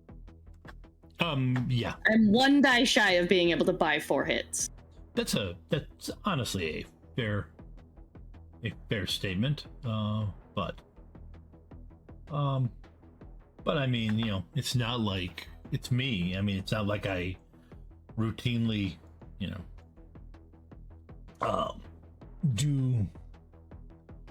Trying to remember. Make ridiculous rolls against you.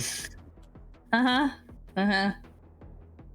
to remember how I rolled on Monday night, but I didn't make very many rolls, but I remember them not being very good in most cases. Yeah. So maybe maybe the first one was a fluke and my luck will be better for the rest of the night.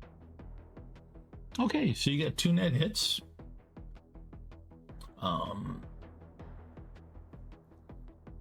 So the host, give you the rating. The host is a rating of 4.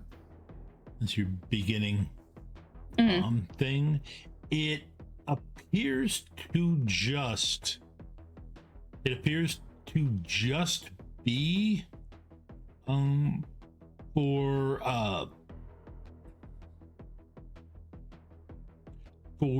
data storage. It has some medical devices hanging, and it appears to be just for the medical area. It does have some medical devices hung off of it, and what appears to be a drug dispensary hung off of it. Okay.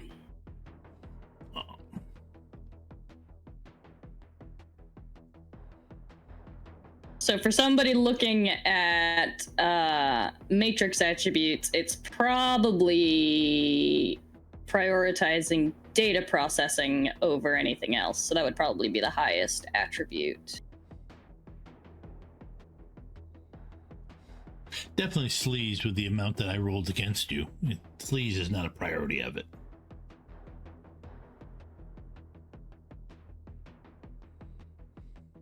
And it doesn't usually have a wireless capability, right? No, it does not. But I will give you it does have a decent firewall. Okay, well I got 2 net hits. What's the firewall? Firewall's 8. On a rating 4 host? That shouldn't be. They have that boosted weirdly then. Yes. Because it shouldn't have an 8 as a rating 4 host. No. Because host attributes are rating, rating +1, rating +2, rating +3. Yep. They got something. They did something to jack it up, specifically to stop this. Well, it's got a drug dispensary off of it. So. I mean, I guess I can appreciate a custom build.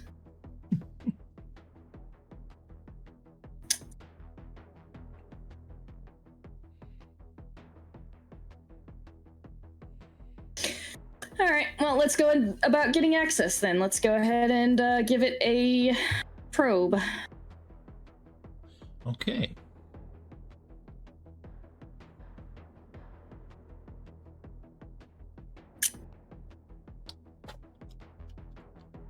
All right, and this is a logic test, so I will gain an edge. Cracking plus logic. What is your attack rating? Your matrix attack rating? That is, oh, I have it digitally now.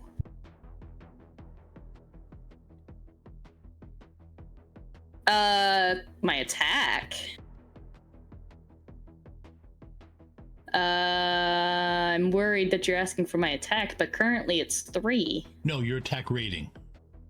The matrix. Oh, okay, right.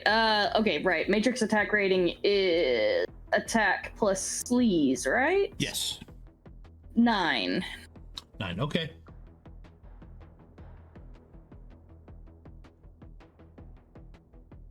Okay. My defense rating is 14.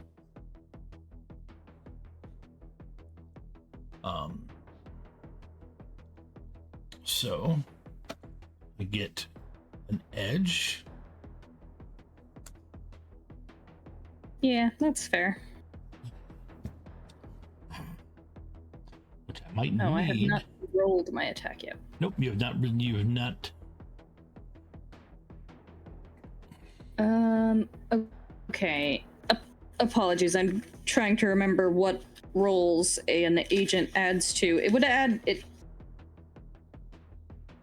It would assist in cracking rolls as well, right? Do agents have cracking in 6? Let's see.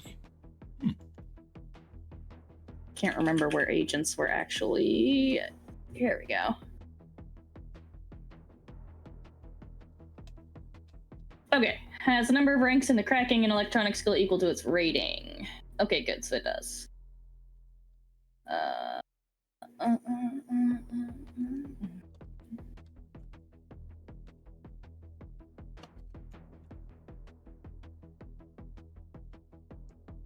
Okay, yeah. Okay.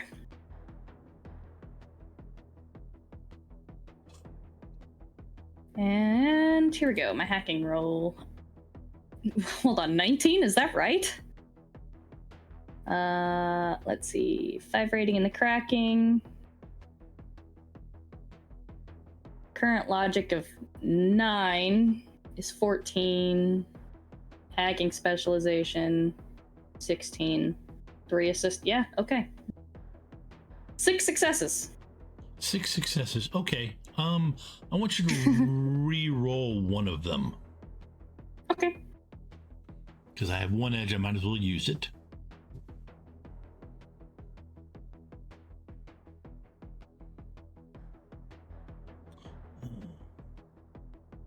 Okay, only 5. Yep. So you are down. You're down to net 3. So yeah, you get. So since you got net 3 hits on your probe, when you try to enter through the back door your probe just created, you have +3. Mm-hmm.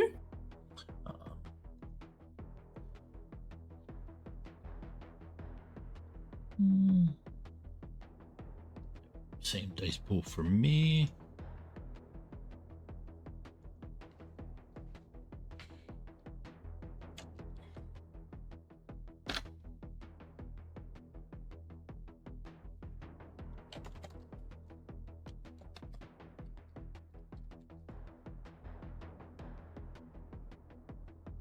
And yes, the backdoor entry is, well, also the same for, well, plus my 3 net. I rolled much better this time. So I have an additional 3, so that's a total. Woo! Oh! Oh! Okay. Well, let me see. It's a logic-based test, so I gain an edge, then I'm going to immediately spend 4 to reroll all of my failures. You. Yeah.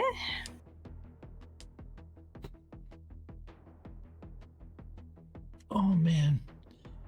Oof. You know, I was so close to giving you bad luck, to hitting you with a pre-edge of bad luck for that one, and I wish I had now. Oh, that would have been bad. Yeah, that would have pushed you. Yeah. Okay. So yeah, you So that's a total of 11 successes. Yeah, 5 net. Yeah, you definitely had to sweat it a bit. It seemed like you were about to lose. Seemed like you were about to lose the entry. But you did manage to recover and use the correct exploit to get in. So you are in the system right now. Good. So let me actually look over what I need to do while I'm in here.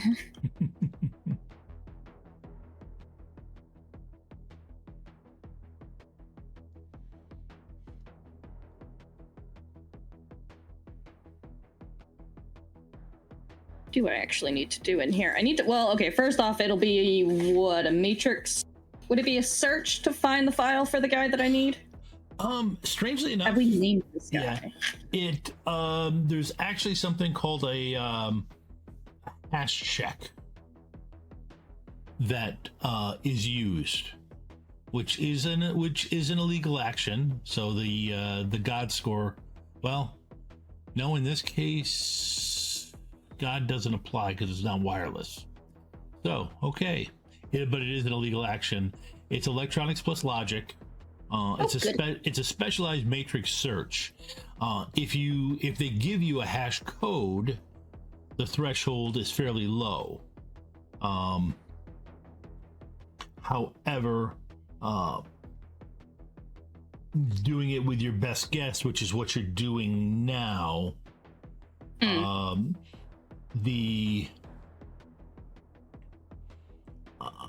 let's see here. Or if you do the best, okay, yeah.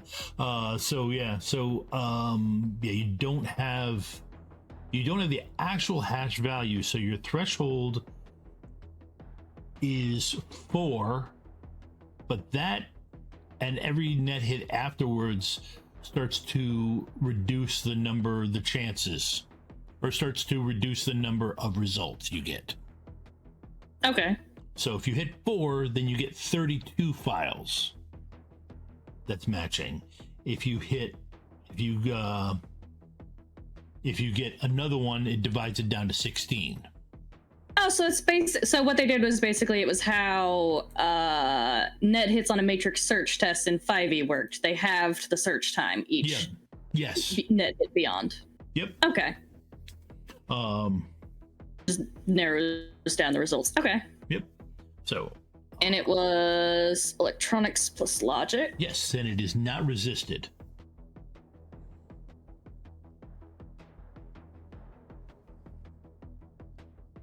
That. Whew. Okay. Dice. Can you start cooperating, please? Because I don't have enough edge to. Well, you gained it. I just spent 4. I did gain, so I have 3 currently.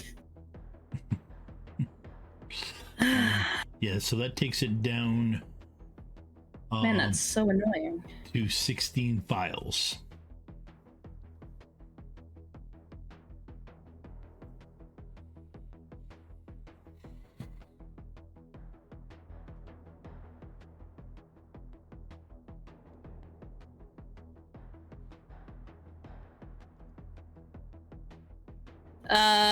I didn't meet the threshold at all because the threshold is 4, but since I don't have a hash value.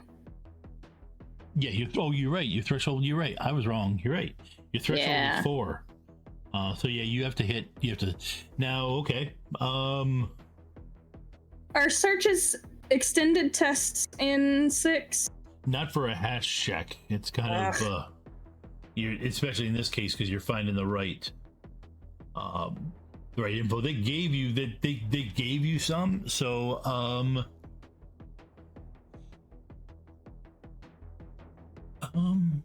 yeah, no, you can repeat the action. Figuring you didn't get it right there, but repeating an action in 6E gives you a -2 dice pool penalty. All right. Well, yeah. I mean, I sort of kind of need this, so.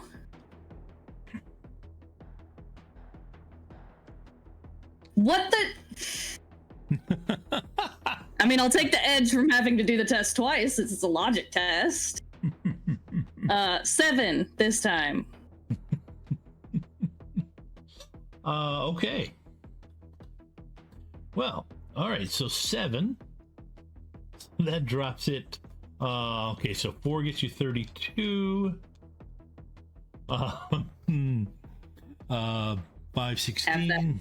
3 times 16, 8. That drops it to 4. Drops it down to 4. Okay.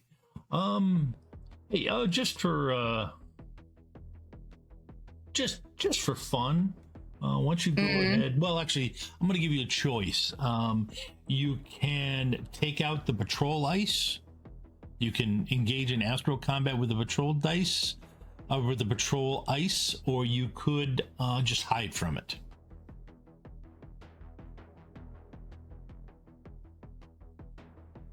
How does hiding work in? Cracking plus intuition.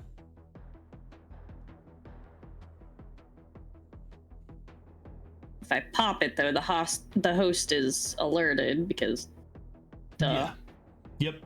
No, but I just figured, if you were itching for Matrix combat, No, I'm definitely not itching for Matrix combat yet. So I'll just go ahead and hide from it. Okay.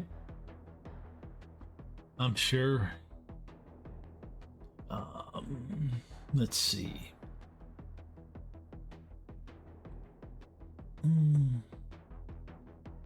Sorry, keep double checking what agents can add to.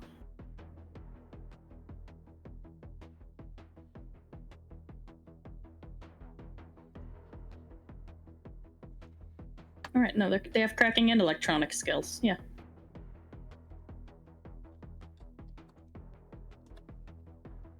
We just said what role it was, and I've forgotten. Cracking and intuition. Cracking plus intuition, yes. And this would not be a hacking roll, right? Nope.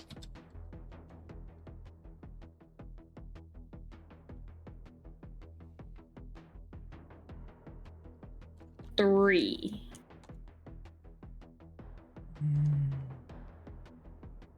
Okay. Because they skimped on data processing and actually made a bigger firewall. Skimped on data processing on this host? Yep. Nope. Well, it's still a decent haze data processing, but let's see. Why don't you go ahead and reroll one of your hits?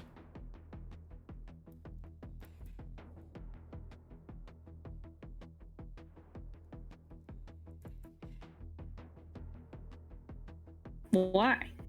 I don't wanna. Oh, come on. I want you to. I know. And since I get edge, I might as well enjoy it. Oh. Okay. Well, why don't you bite? So, right now, I consider myself the attacker. So I'm trying to find you, and we are tied with two nets hits. So, attacker in Shadowrun 6 wins. So, unless you want me to use some of your edge to make me do stuff.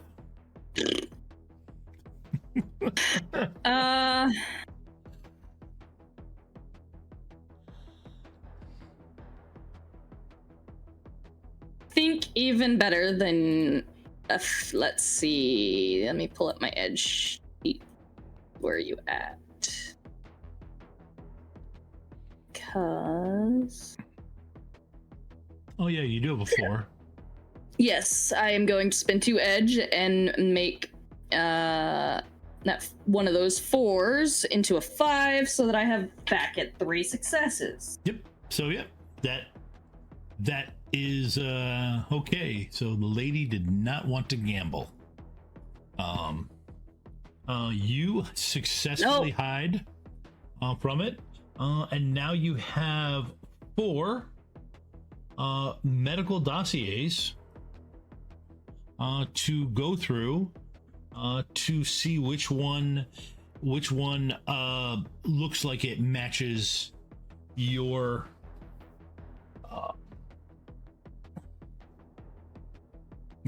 looks like it you're gonna use your biotech skill to go through to go through and check which one has the information you need.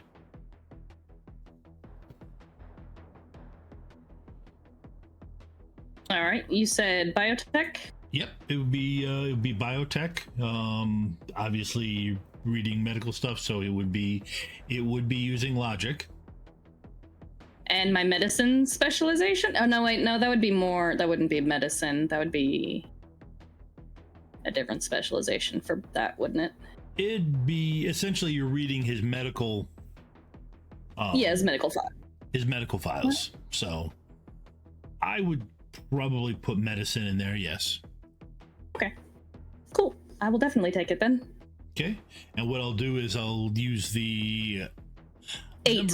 The number of hits you have determines how long it takes you to decide which is which. So let's see. This does not bode well for how I'm gonna roll tomorrow night during the game. I think you're. My dice are kind of hot right now. Yeah. Is right. Okay.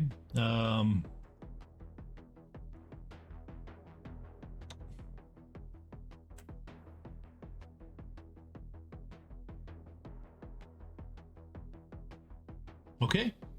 All right. Go ahead and give me another. That first one is not right. So another biotech roll.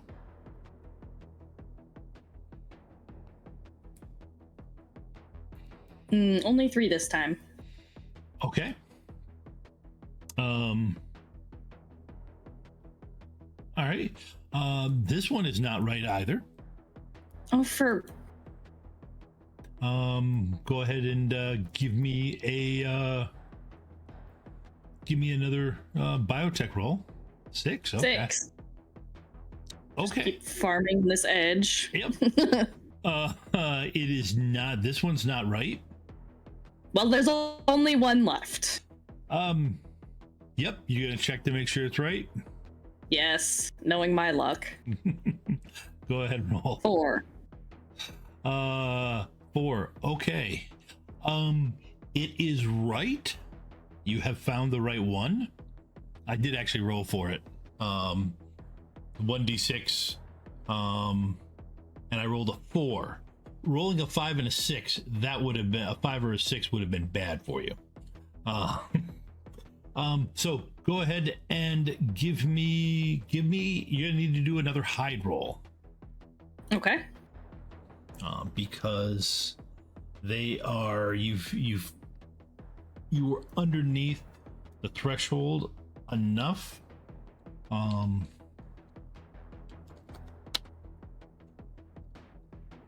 Essentially, I used a threshold of 6 for you to be able to just no, glance at it. no. We're gonna re-roll all those failures. Well, I mean, yeah, I'm sorry. I did not mean to roll that to the GM. So I will re. I got 3. Okay.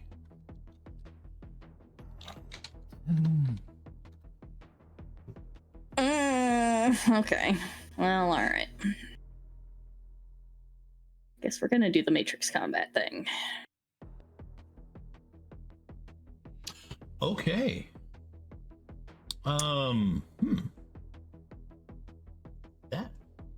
That will make things.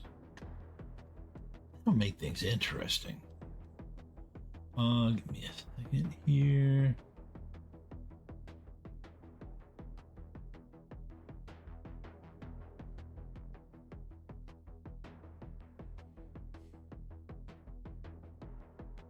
So you're gonna try and destroy the patrol before it can officially notify them? What do I need to do with this information on the guy?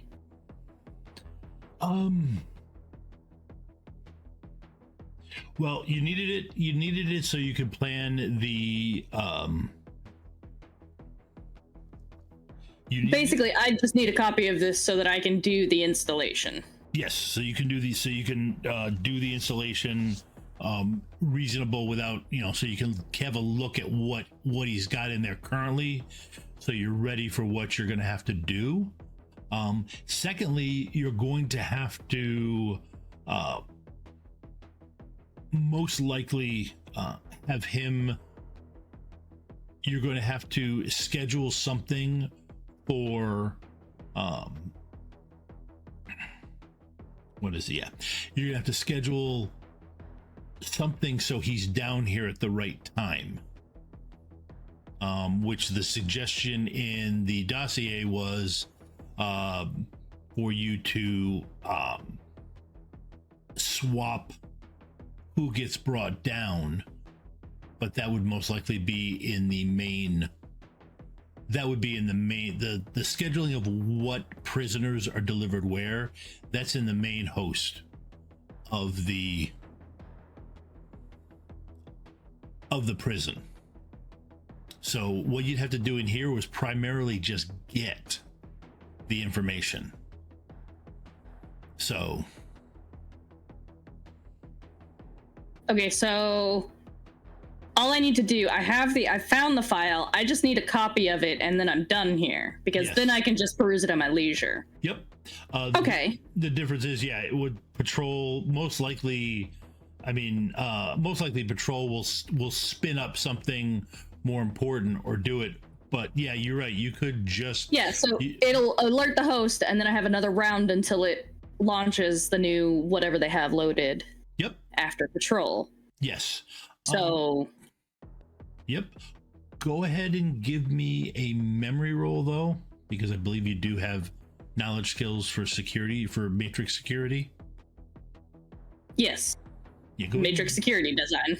Yeah. Okay. Yeah. Go ahead and give me a memory roll. 2. Gross. Okay. Man, yeah, you are. The one thing though is that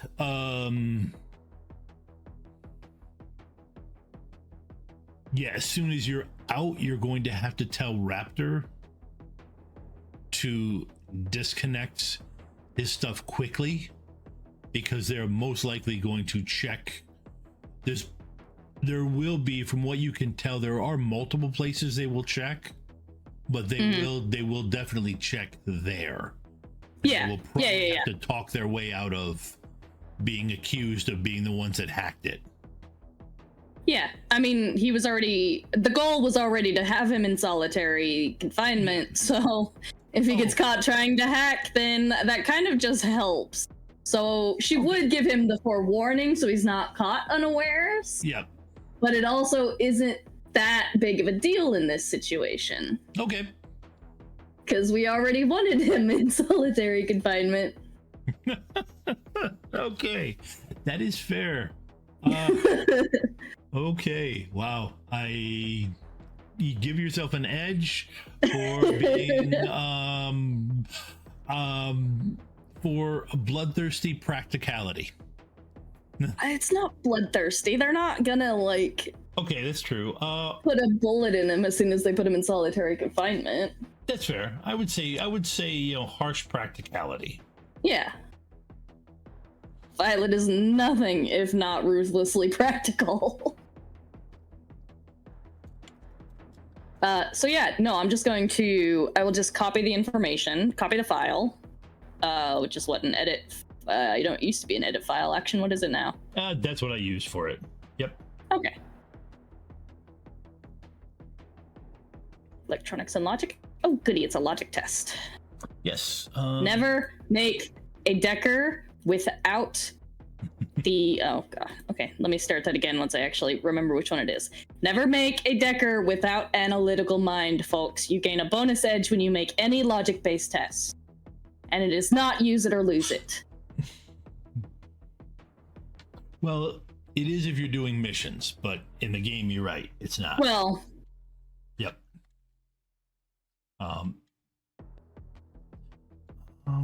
So edit file is, I just said it, electronics and logic. Agent assisting. Okay. Just copy. 4. Yes. 8.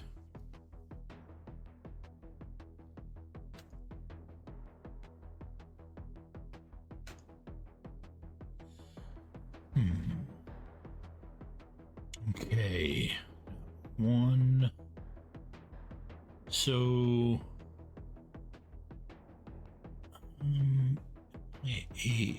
Reroll all 4 of your hits. Excuse me?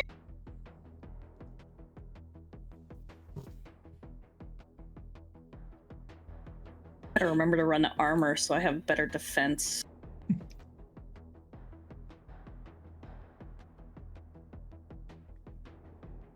No, with me only if I reroll my stuff, it's 6. So, Still got 3. Yep, you still got 3. Okay. So you have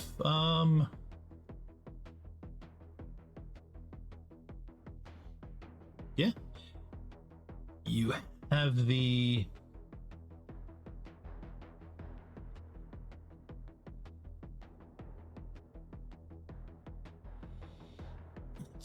here.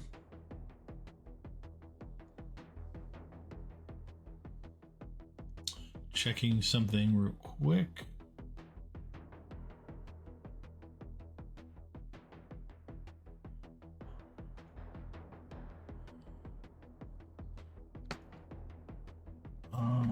Let's see. All right. Why don't you go ahead and give me a initiative roll, since this is the first time it will matter. Okie dokie.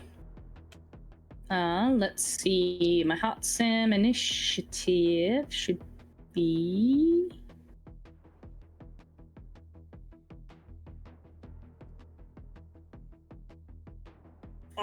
Okay. And my deck takes 2 damage of matrix, or 2 matrix damage. Yep. You can use Edge, I believe it's an anytime action, to adjust your initiative. So right now I have a 26, you have a 25. Oh, yeah.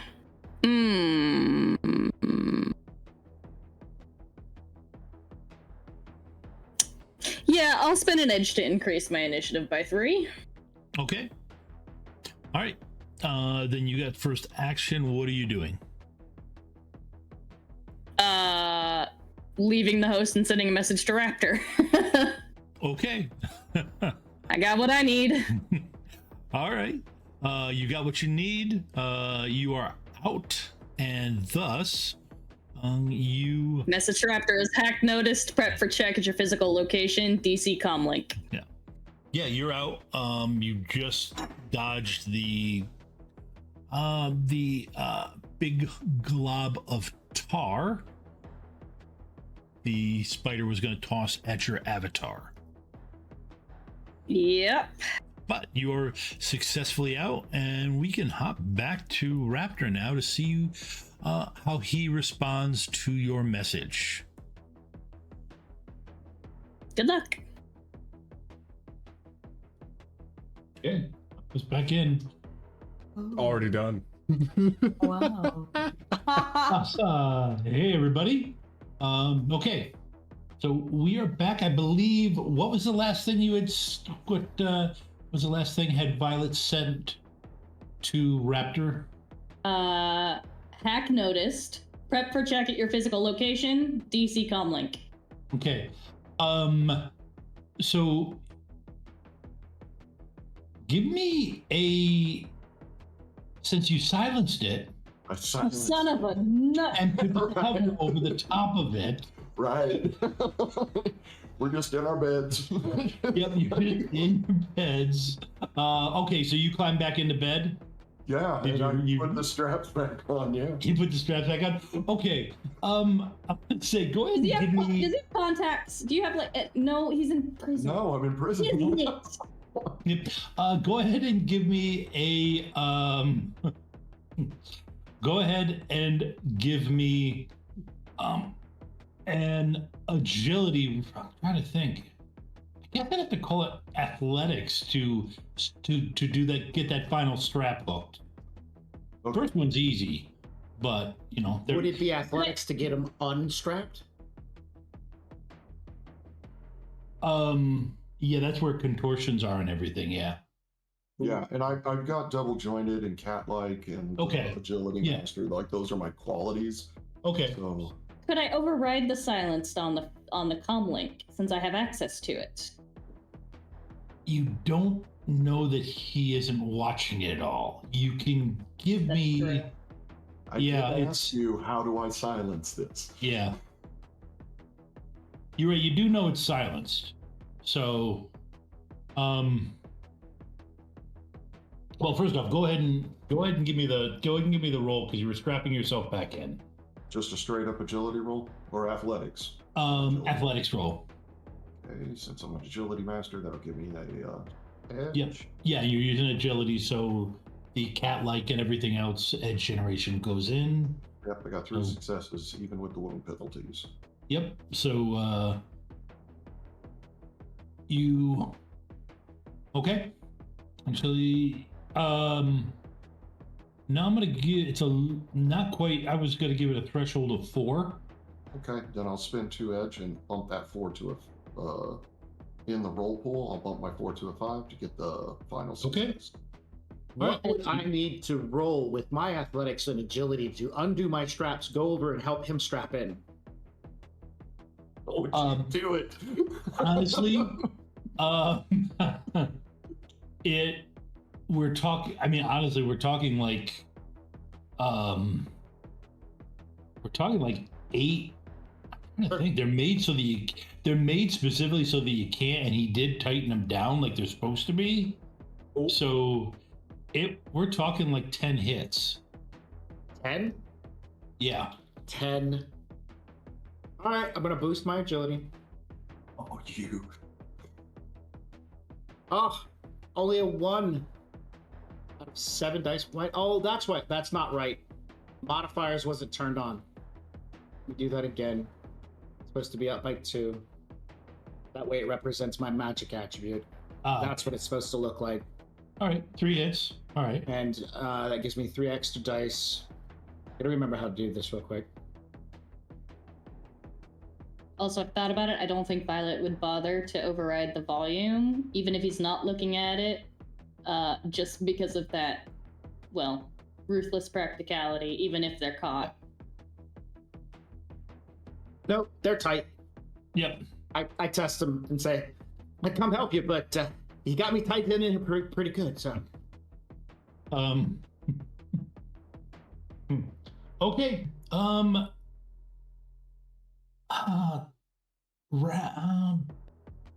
Both of you give me an edge roll.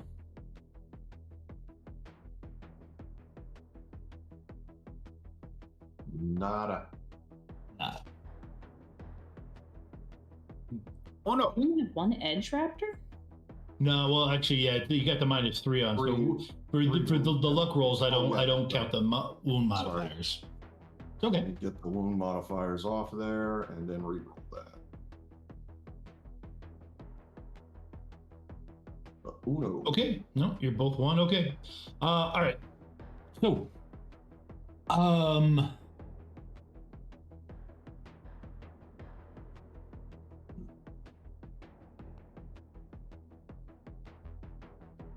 okay, a couple seconds, actually probably 30 seconds. Well, actually, yeah, you don't know. So you get yourself strapped back in. 30 seconds, pretty much 30 seconds after you manage to get yourself strapped back in, Raptor, the doors fly open. Both sets of doors fly open. Raptor, you know this is not going to be a good, for them to come in there that hot and that quick in riot gear. Riot gear. Yes. Yeah. They are, yeah. Neither of you move. Don't even breathe. We're strapped down, sir. Strapped. One of them comes in. He is the only one without a face shield over his eyes. That's how you know he's a main character. Find the one that came in that gave the order not to breathe. Just find the mage.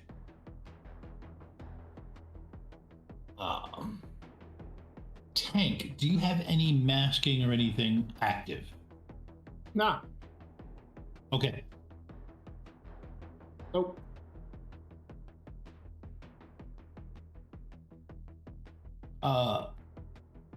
It's him.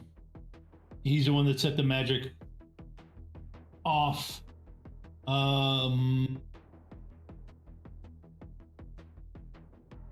He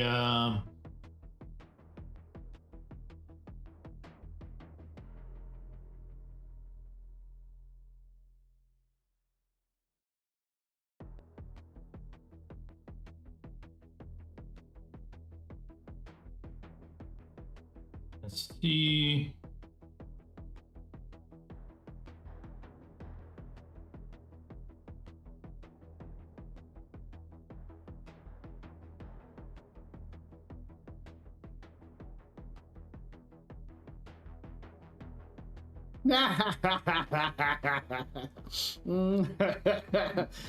Are you sure? Are you sure?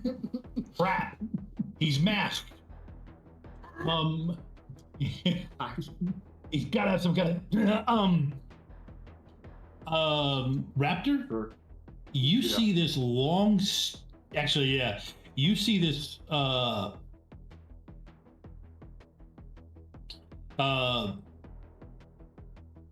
You actually see a gun. And Pulling a gun. One of the. Yep, you actually see a gun, and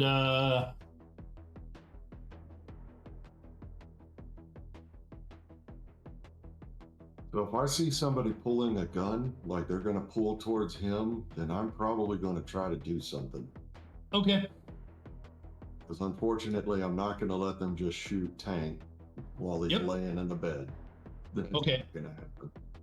Now, you what? said that the one arm was loose or whatever, right? Yeah, one of your arms is loose, and they haven't done anything. They haven't checked you over yet, for sure. So then at that point, I am going to roll away from that arm off the edge of the bed to try to pull their attention towards me. Okay. And then while I'm crouched down behind the bed, we are going for the shoving of the bookshelf maneuver right into them. As like I'm down low trying to like football this thing, you know, to kind of steamroll them if at all possible. Okay. Yep. I kind of get where you're going. Yeah. Go ahead. I scream at Tank as a minor action. Deploy Mohawks. It's time to go. Okay. And it's all fun and games until yeah. All right. So let's first off roll initiative. It's gonna hurt. Oh Lord. Wound modifiers do not affect that. No, it's not. We actually had a discussion about it. I'm going to spend an edge on my initiative to give that +3.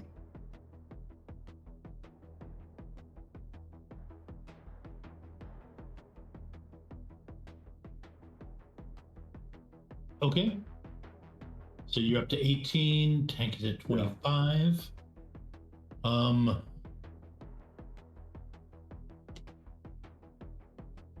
Jesus.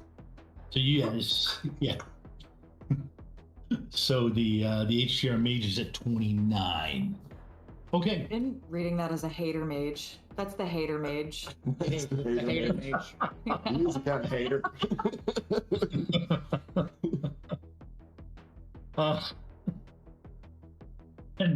Had not thought of that, honestly. The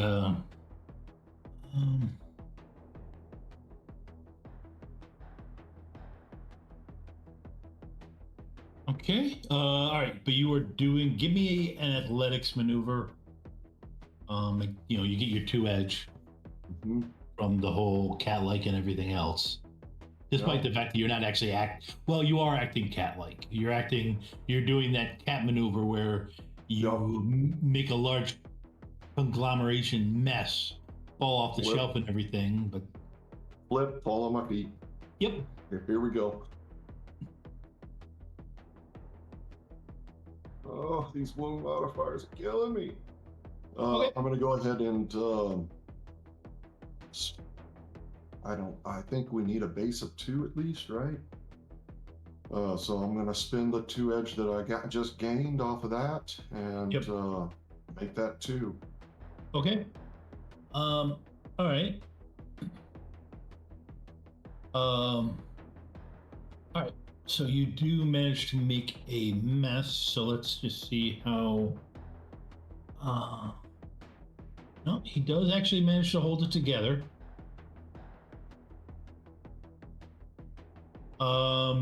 Tank, you can give me a defense roll.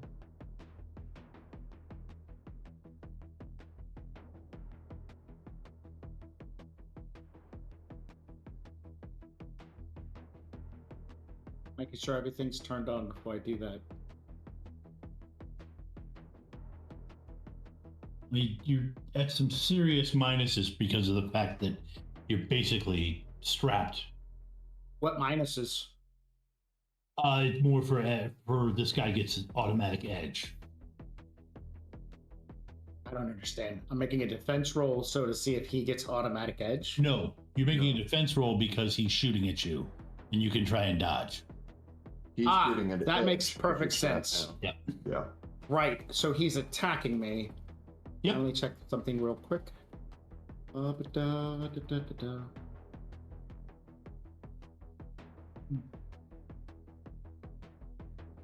Okay, cool. And that means that means that. All right. So I don't change anything. I just hit this and then hit that.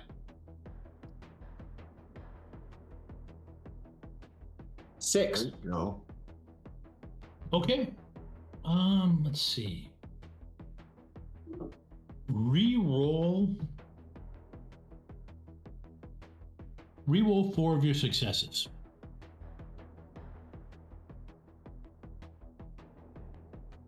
Right, I have to physically No, actually, use sorry. the dice roller. So reroll. I'm sorry. Reroll all 6 of your successes. he's blowing all his will at edge at one time. That's a dumb move. Because I'm about to trash his butt. Hoop. They call it the hoop in Shadowrun. I'm about to trash his Shadowrun hoop. Let me make sure I got this right. So we do this. Yeah, you're just rolling 6 dice, basically. I think this is gonna work. Oh, there we go. Okay. All right.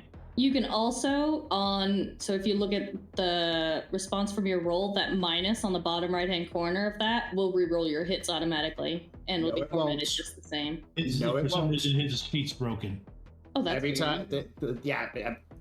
And it says cannot read property, undefined reading substring L69. Yeah.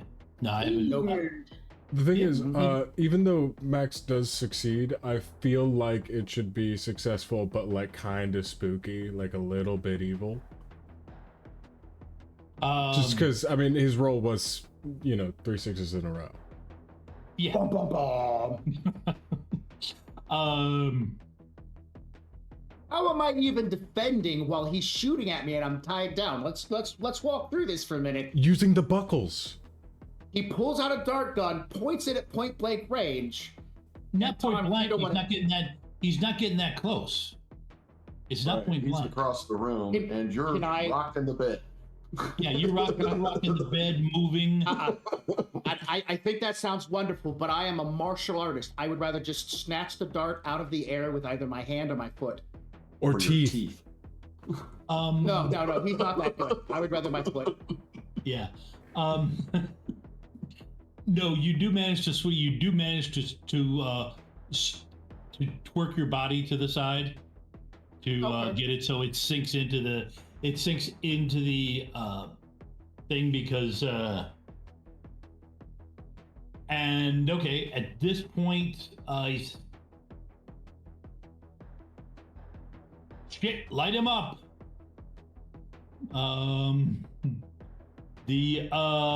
Okay, so next, Tank, what are you doing? What kind is it, a minor action or a major action to use my entire body weight to flip the entire table onto my back so I'm standing on my legs and I can do a reverse run at these idiots? That's a major action. Cool. And is the target number like 12, 17, 22? Flipping it, flipping 10 to get out of the cuffs. It's 10 to get out of this. It's 10 to get out of the cuffs because they're specifically designed for you to not get out of it. It is not designed to handle this. So I'm going to give it, it's absurd, so I'm going to give it a 6 threshold. 6? Yes. I won't get that, but I'll roll. I won't get that because this dice roll hates players. Oh, I barely got it with 17 dice. Eye rolls. And I'm not spending any edge to make it any different. Now that I'm on my feet, and I have this giant table behind me, I just want to go get snuggly with them and charge right at them backwards as a move action. I don't really care what that entails. How many initiatives do you have? 3. You have 3 initiatives? I mean, okay. You could. Yeah, I could. But the question is, will it do any damage? It won't do any damage.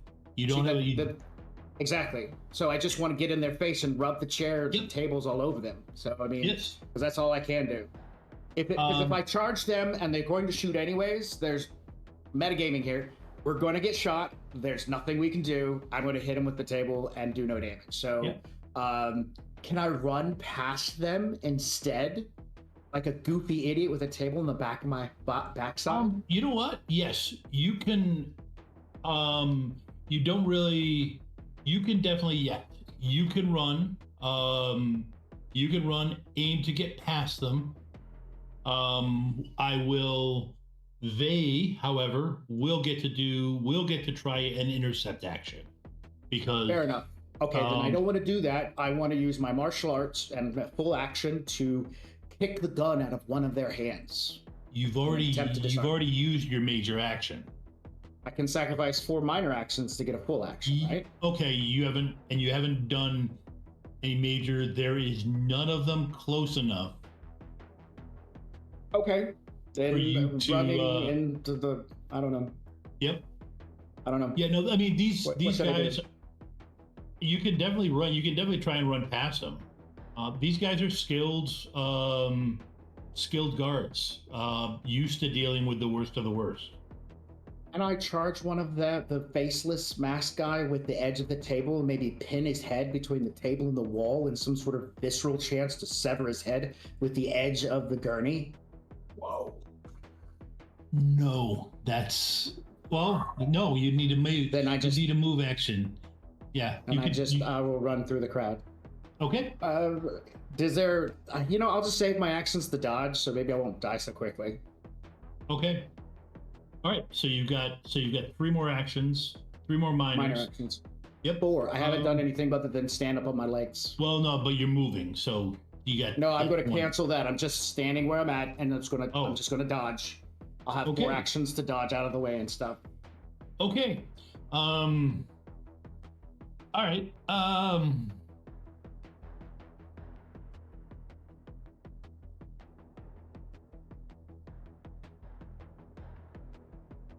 Okay. They. All right. Yeah, these guys will. Well, actually, it's not definite that these guys will beat an 18. So let me roll. Let me check that just to be sure. I forgot, how do you calculate defense rating? It's armor plus body, right? Yeah. Yes. Yeah. Do you have any innate armor? 6 from my mystic armor. It's always up. Okay. So it gives me a defense rating of 14.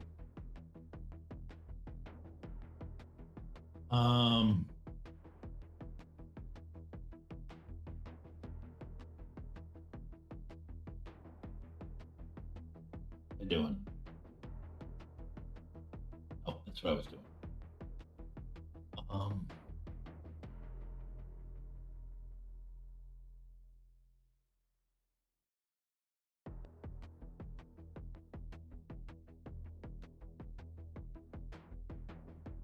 Oh, just eked out. Okay, so they do get to go first.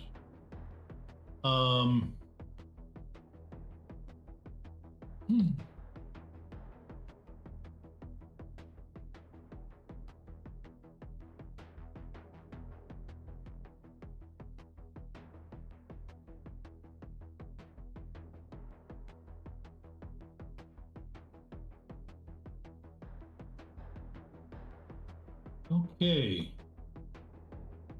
Give the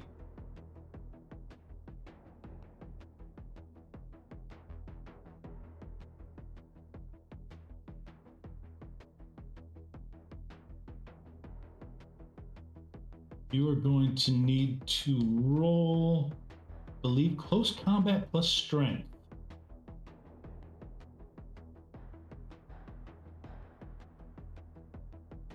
To avoid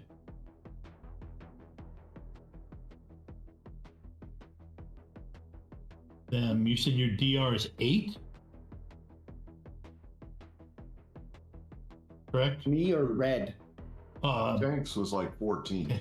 Tanks. Mine's 14. Yours is 14. Okay. It's a mystic armor and a body of 8 puts me out. It's 14. Yep. Okay.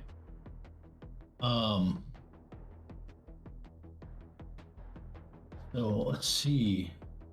What? Wow. Okay. Can I? No edge is exchanged.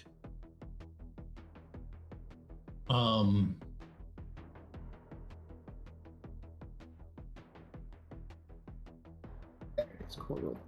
And yeah, you can give me a close combat plus strength roll.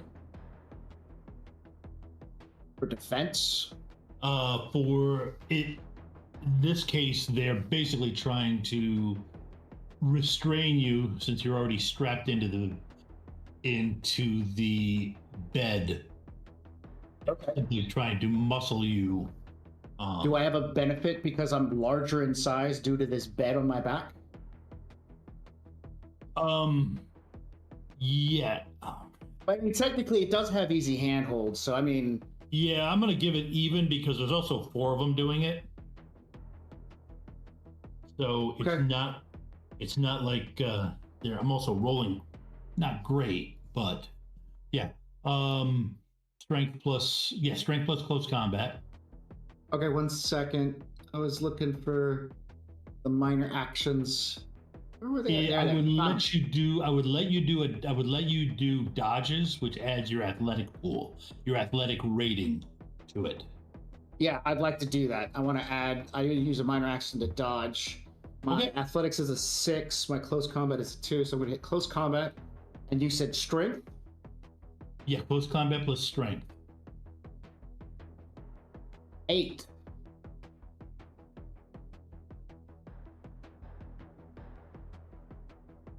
What's your strength rating? Only a 5.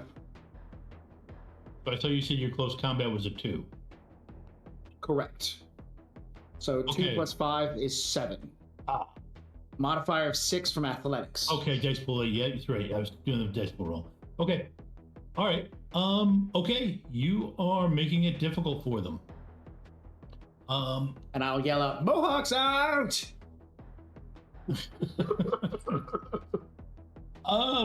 Okay.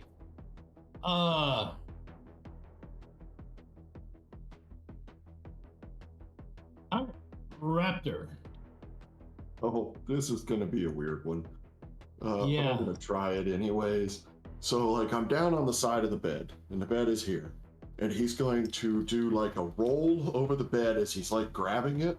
But he's using his momentum, cause the bed to roll with him. But since the one arm is free, he is going to fling that bed right at the guards. Okay. He's using like the momentum of his roll. He's like, I saw you do this once, Tank. And we're gonna hope that he doesn't rip his stitches and fall on his face. Right? Yeah. No, I mean that. Complete agility move. Yeah.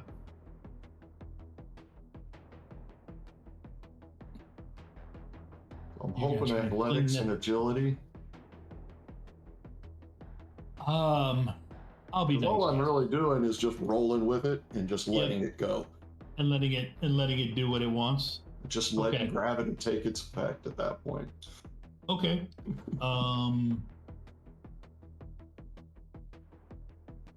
Is there any way I can aid him or give him a bonus of some type by doing the teamwork test, like getting out of the way at the right moment or something? Not really, with the way everything is kind of going to hell. Okay. I'm sorry, Tom. No, I think I used the analogy before that this was going to be like, throwing spaghetti at a wall. I mean, he did pull a gun, so like at that point it was. Yeah, it was a dart gun, but yes, that's a fair point. You're right. Raptor didn't see that, and he doesn't know technology. Right, he just saw it. So okay, go ahead and make your roll. All right, we're gonna athletics this up and try our best. And I am definitely gonna spin for a single re-roll.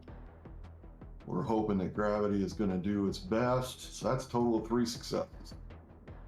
I'm hoping they're trying to hold him, so they're not really looking for a flying hospital bed.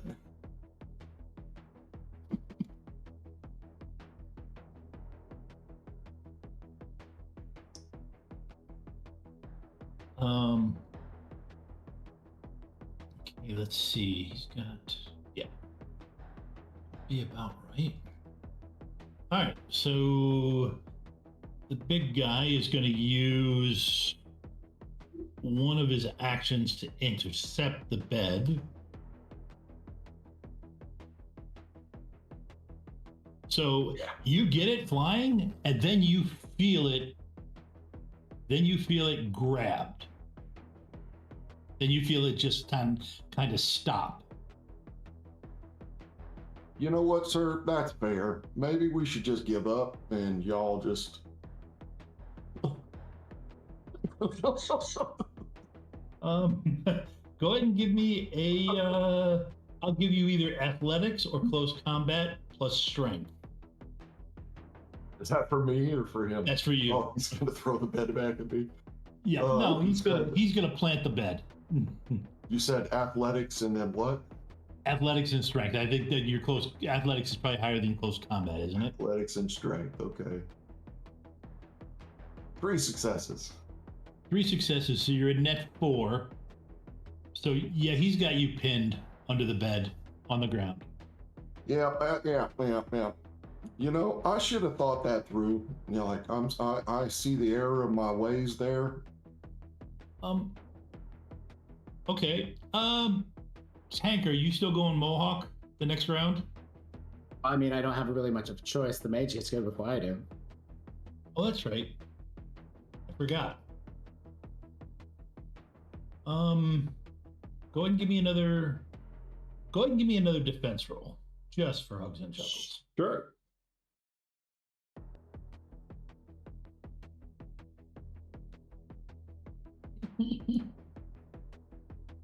Yep. Is he shooting at me? What is he doing? Yeah, trying to dart you again. He tried to dart you again, but he didn't do bad enough that it's not. All right.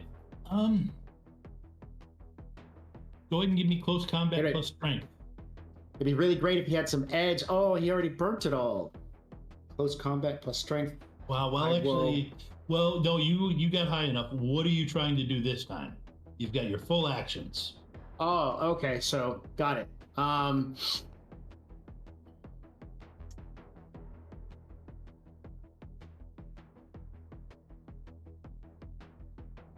they actually haven't hurt me yet, and they're pretty dumb. So I'm gonna stop resisting because I can see that I don't want to put Raptor in a position that he's going to get hurt. Oh no, go for it, man. I don't care. You know sure? that about Raptor. You know Raptor is not going to care one bit. Okay, then totally gonna whack him with gonna whack the mage in the face with the table. Okay. It does no damage. No, in this case close? it will. You can pull an attack, yes. Am I close enough to like do 2 attacks on him? No, because you still gotta do a move. I still have to do a move? Yep. You still gotta use one of your minors for a move. Okay, then what about the guards since they're close enough? Well, any guard close enough? Oh, those you could bash 2 of them with the table, sure. Sweet. All right. Instead, I'm going to boost my strength. Mm-hmm. Let's see how high I can get that. Come on, 4 higher. 3. That's good enough. And then I'm going to smack. No, because then I won't have anything else to do. I'm just going to use to be defensive. So now my ability to defend myself has gone up even higher. It's going to be even harder for them to do anything. So I'm just going to save my 4 minor actions to do some weird dancing with this table on my back. It's like Capoeira with a hospital table on it. Yeah. Okay.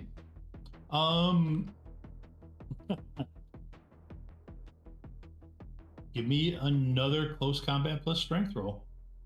So my strength is 3 higher, and I'm tossing a minor action to add in my athletics. That's an extra 9 dice to this roll.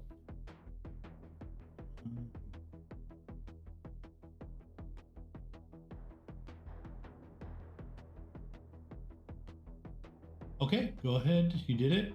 All right. 7. So we are having a grand old time over here.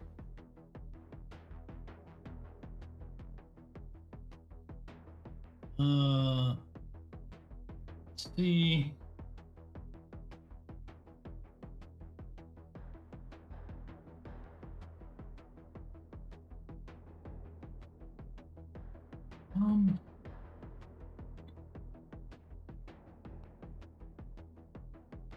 I've never thought about fighting with a bed strapped to my back before. It's just very confusing at this moment in time for me personally, but I'm sure Tank has got it all figured out. Oh, that's annoying. That is just annoying. Restrained Tank. Nope. Yep. Tank cannot be restrained. You have to trick him. That's how you restrain a tank. Yeah. Yep. Okay. Oh, for crying out loud. You hear this booming voice say, let's see, where is that guy? I get too many windows open.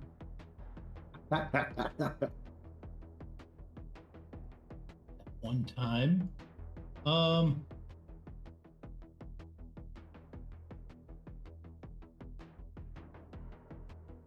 right. You have a choice next time. You can attack or not. It's up to you. Hey, what are you gonna do? The mage gets to it for me, unless he's holding his action. I'm just gonna hand wave it. Okay, well, if the mage doesn't try to shoot me with another dart... The mage shoots you and it misses. The mage shoots because I'm going to roll really well. Yeah, the mage shoots you and it misses. Okay, still 10 successes to break free from this machine, this chair. Yes, it would. I'm just gonna, if you're gonna try to have a conversation, if you can, as we go along. Sure. Do you want to start that conversation before I start dropping some dice? Well, whenever. No, go. Yeah. Okay, go ahead and. I want to use the table on my back for a trip attack on the nearest guard. Okay.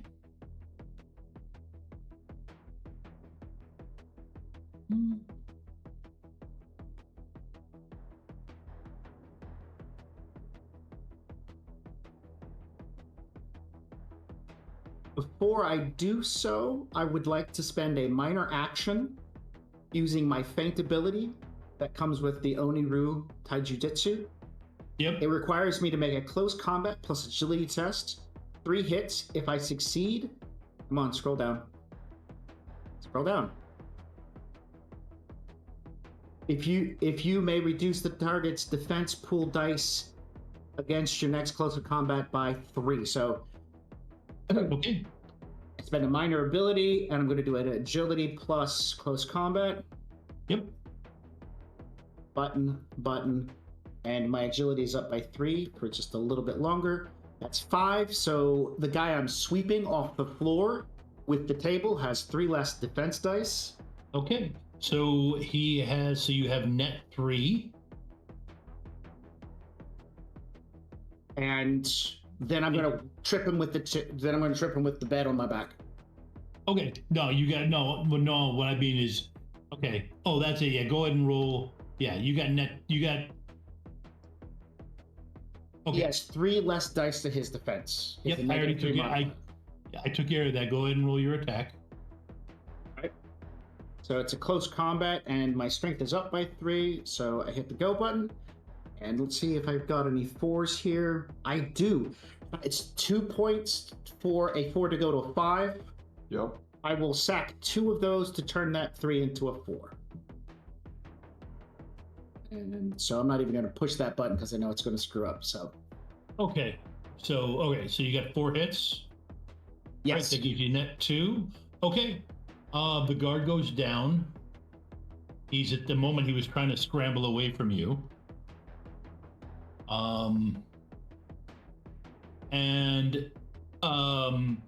Then give me another close combat plus strength roll.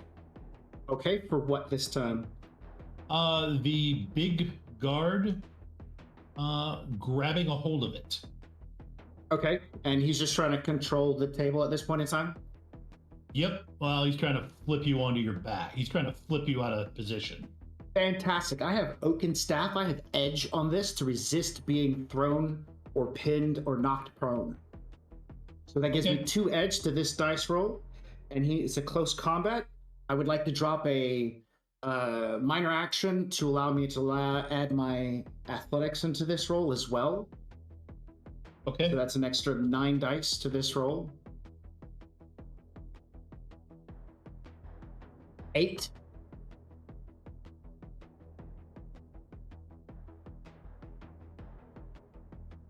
Okay. All right. So, can make you re-roll 2, or I can try to re-roll 2 myself, but it's not going to do any good in either direction. Nope. So I won't waste any points, because a dice pool of 32 is an incredibly high number. Yes. So I'm knocked on the ground. Yep. If it makes you feel any better, all of those guards are going to be doing push-ups till they puke. Because he did not want to have to get involved. At which point the guards swapped. Once he yelled, the guards moved away from Tank and moved to him. Both of you are hit with a narco jet dart, and everything gets quiet until but as you're fading out, you do hear the mage say, "We're gonna have to do exploratory surgery. He's got something inside him to hide that magic." I would like to resist toxin. I would like to resist toxin after getting shot. Like, as many darts. I want to get shot with as many darts as possible. So let's do this. What's my number, Tom? I want to resist. Okay, let me look up Narcojet real quick. Go ahead and roll. What? Just 4. Never mind. Just 4. Yeah, you're out. Yeah, you're out. Nope, but you do hear him talk about exploratory surgery to find what is enabling you to bypass the suppressors.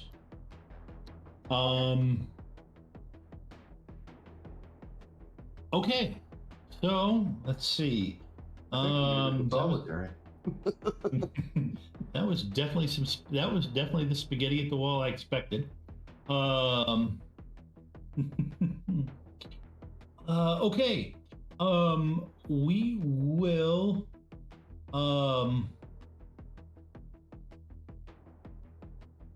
okay, Violet, as you come back from the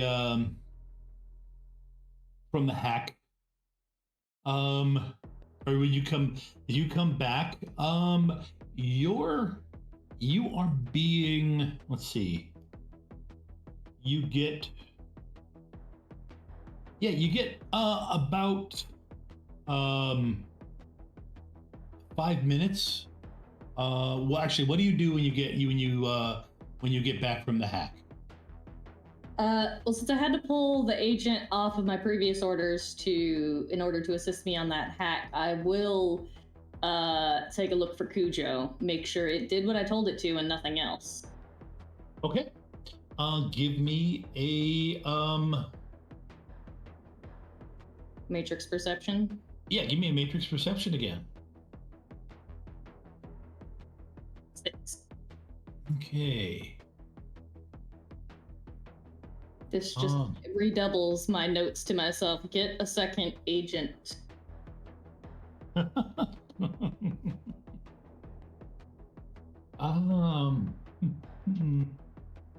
Okay.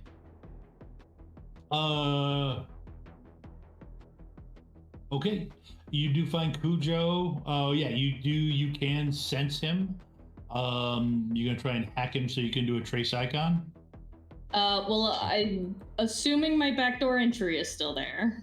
Yes, okay, you're right. Because it's only been minutes, so I should be able to just do a trace icon, right? To figure out where it is physically. Give me one check.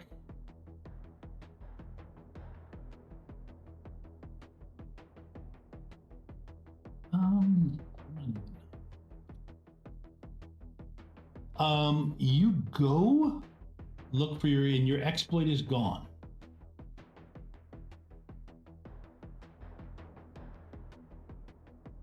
Okay. Either Cujo has gained sentience or somebody else has hacked it. Also, I hope somebody hacked it. Yeah.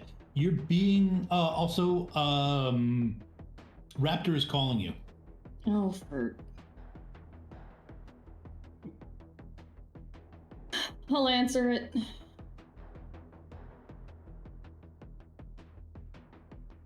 Oh. It's not a voice I know, is it?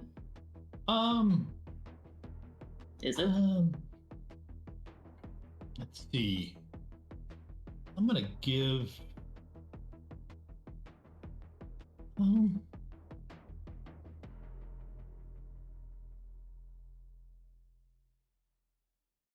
Give me a.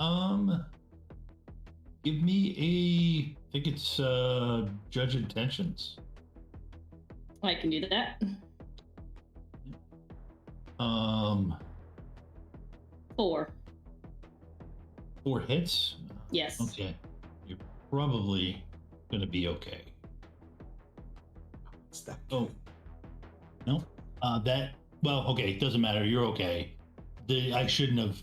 Yeah, in fact, actually, you're fine. Trying to think, the last 6 die were not there. So he actually,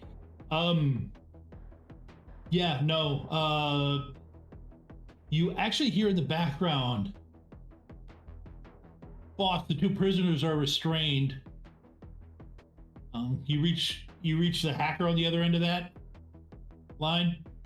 What would it take me to fry that comm link?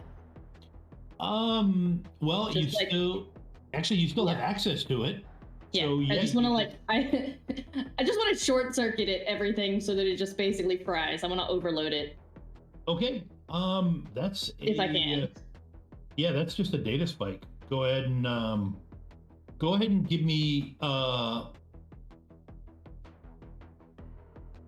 let me go ahead and give me. What kind of action is it to? I need to check. Okay, that's a minor. Good, perfect. Sorry, checking what kind of action it is to change my matrix attributes so that I can. This will be more effective. So I'm gonna switch so that my attack is a 6. Oh, that's wrong. Okay, I knew that was too high. And make sure I am running. What program is that? I need to create a cheat sheet for my. Where are my matrix programs? Okay, you get to do it 3 times. Oh, goody. Before he thinks to turn it off. Ejection. Yeah, give me half a second here. I'm scrolling to find my hacking. Here we go, programs, because I need to make sure I do more damage, or as much damage as possible.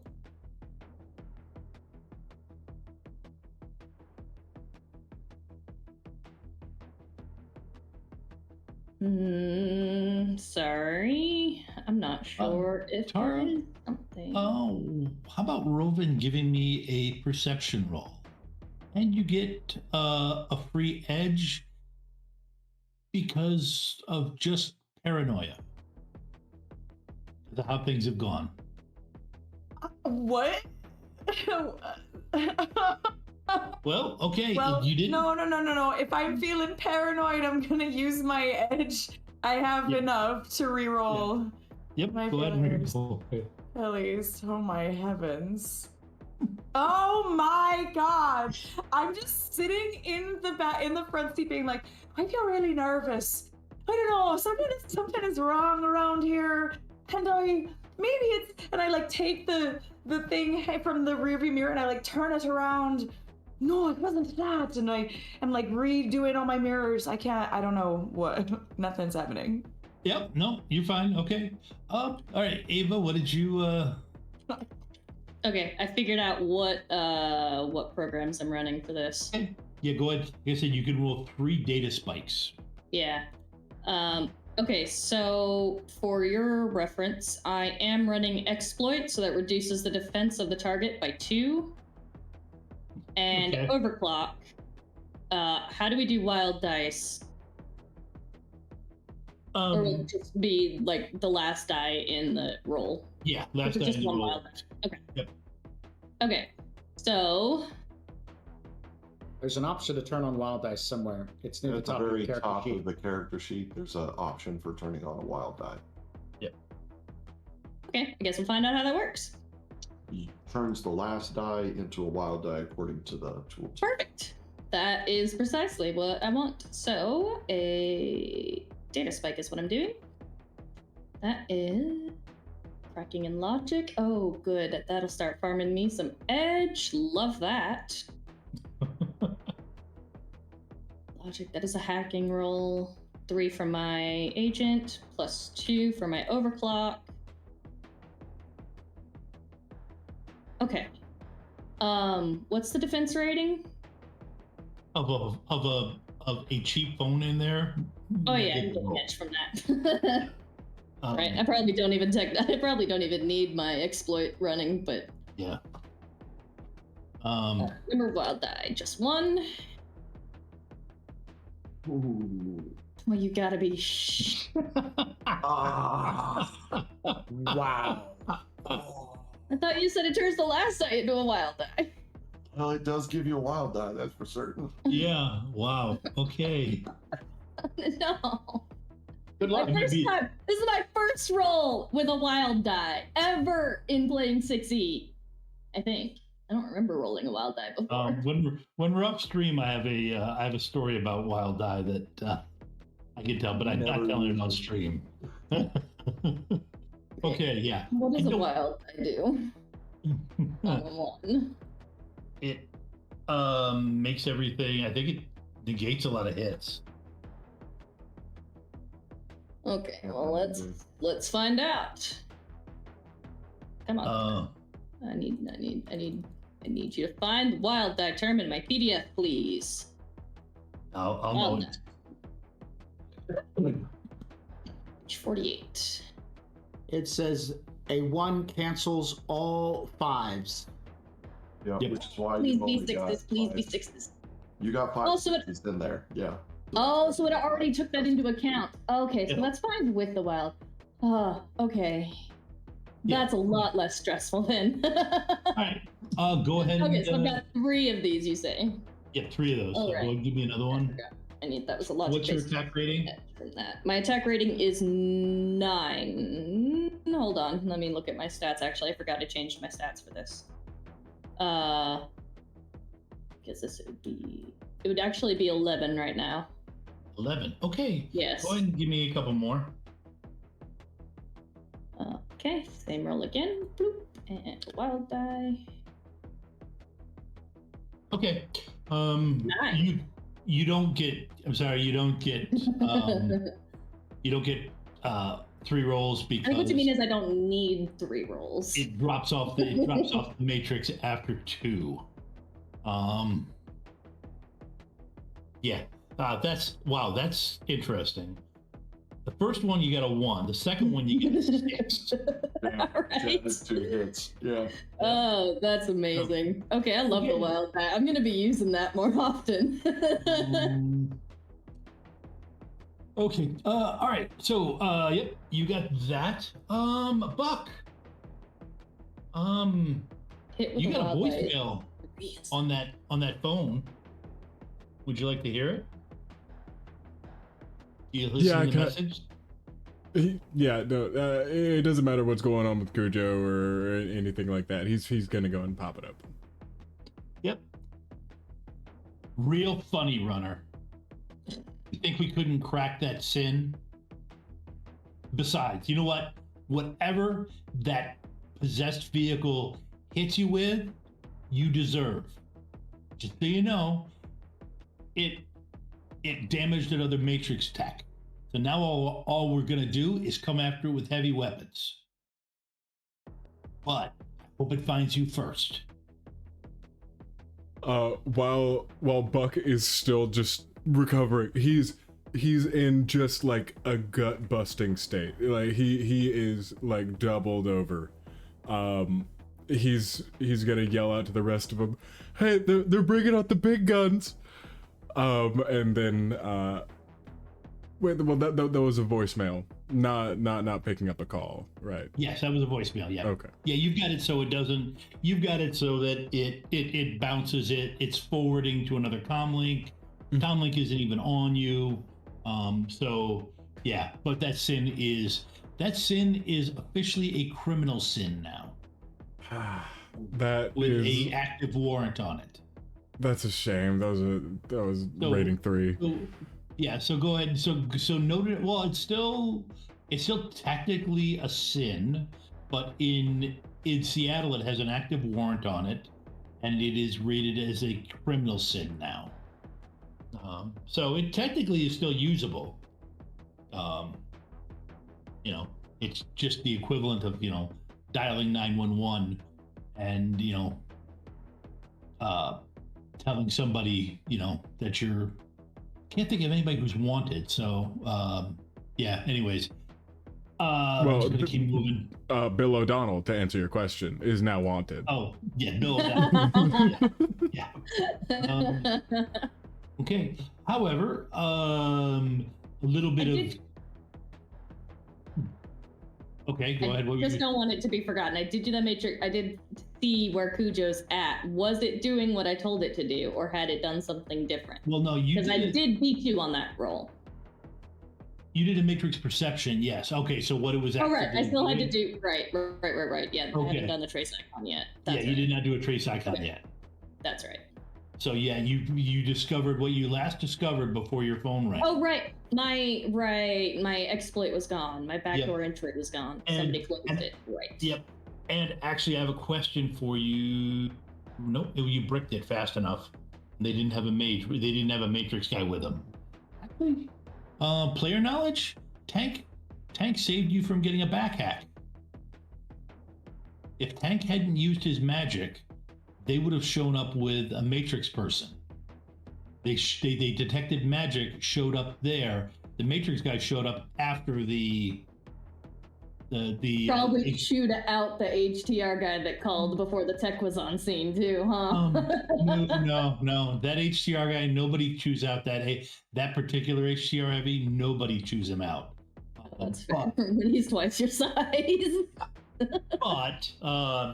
but yeah, it was not good. You definitely went home and yelled about it that night, though. So, are you gonna do anything more with Cujo? I would like to. Yeah, I want to try and find out where it currently is. So I do still want to do a trace icon. So I'll have to get. That's admin only, right? Yes, it's admin only. So you do have to hack it. How long is a probe? Extended 1 minute test. Yep.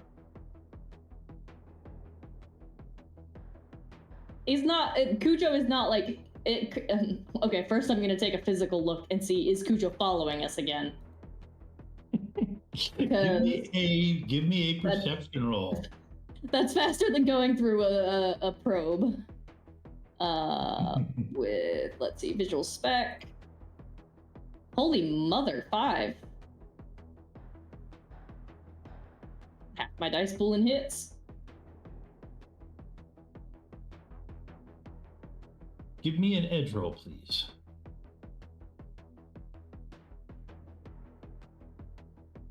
Well, my edge stat is only 4. 1. No glitch. Okay.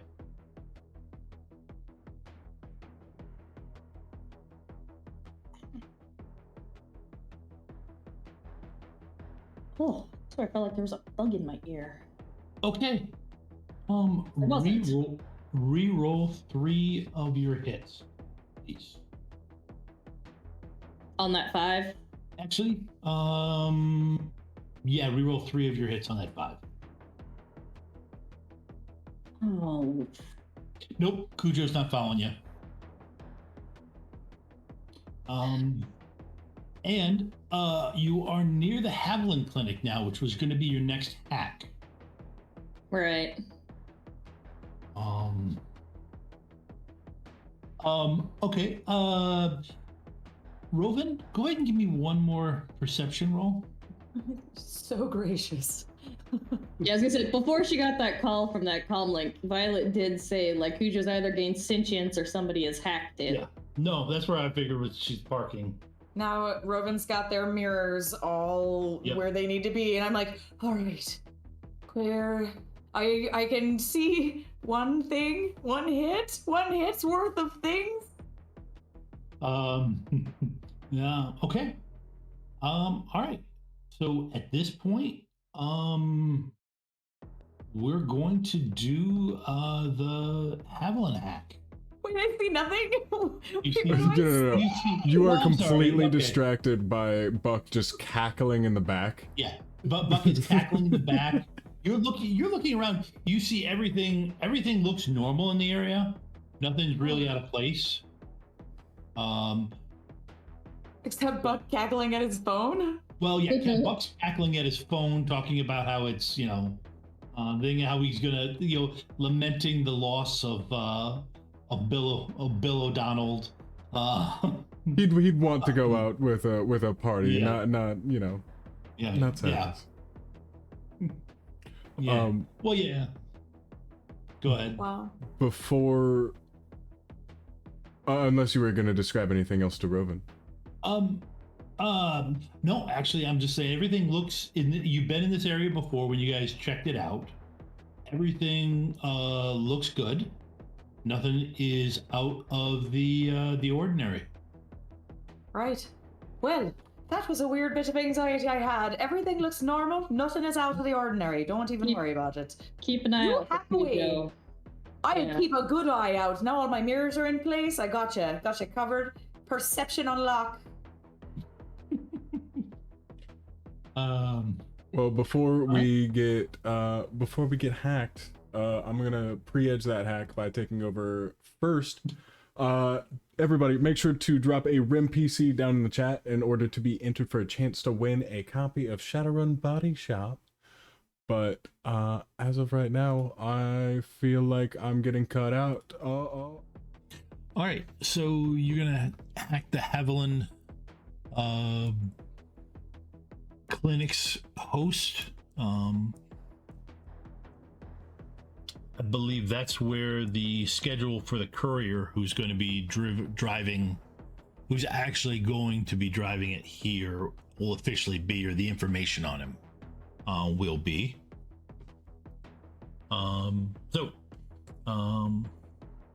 You'd done a matrix perception on it in the past.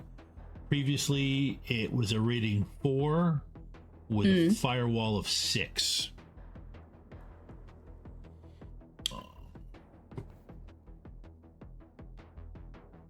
And it appeared to have the full, complement of, outside cameras, maglock, controlling maglocks, and so on. So what's your first step? Well, first step is, as it usually is, a probe. Okay. All right.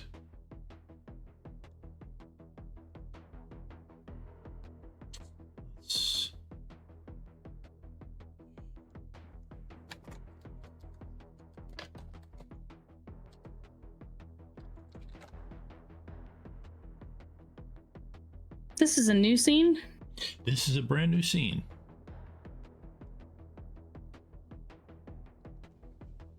All right. New probe. Cracking plus logic. This is the hacking roll, yes? Yes, this is hacking. Okay. 7. 7, huh? So I'm gonna make sure I have armor slotted this time. Okay. Right. Let's see. Tired of giving you that edge on me, so that increases my defense by 2. Okay. So my defense rating is 13. What is your attack rating again? 9 usually. 9. Okay. I think actually, let me see, because I can reconfigure. I can swap my matrix attributes because I have the deck builder quality. Yep. Which is really interesting when you consider how the modules work usually. So I hope I don't regret this. For the moment, I am going to switch my attack and firewall to do this hack. Okay. So that makes my attack rating 11. Ah, nope. And actually, that makes a lot of sense for me to be running armor, because the armor program makes up for that dip in firewall for my defense rating. Okay. So yeah. Okay. So then I don't. Okay. So there's no edge exchanged. And you get the your probe implants the exploit, and you get +2 on your attempt to enter through the new back door your exploit just created. Oh wow, you got half hits. All right. Okay, so backdoor entry is a logic roll. Yay. Yes. And +2. 4. That's okay. That's enough. Yeah. No. I. That's okay. I mean, 6. if you take both of my rolls together, 6 hits. Means it works perfectly. Okay, you're in the host, but can you do me a favor first off? I need you to roll a willpower plus sleaze roll. Okay. What for?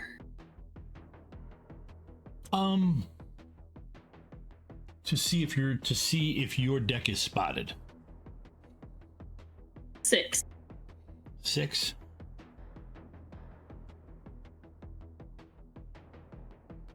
On 11 dice, that is not bad. No, it is not. It is definitely not bad. But go ahead and reroll 2 of them, please. Actually, yeah. Okay. Still 5. Still 5. Okay. All right. So you are in the system. In this case, if you want to look up the item that is ordered, go ahead and give me a hash check. This time, though, because you were given specific information, the threshold is just 1. So a hash check is electronics plus logic. 6. Okay. With that, yeah, you have found the information about the particular order. Do me a favor, go ahead and roll another willpower plus sleaze roll.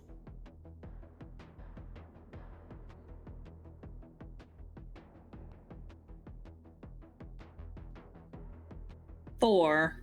Okay. All right. What is your next step? I want to find the courier details Okay. Delivery details for the order. All right. Give me an edit file roll.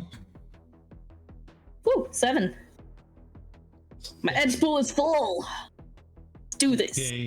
Okay. Also, give me a firewall plus willpower roll. I don't like you. Huh. let's see. It's Firewall plus willpower. Yep. I really don't like you.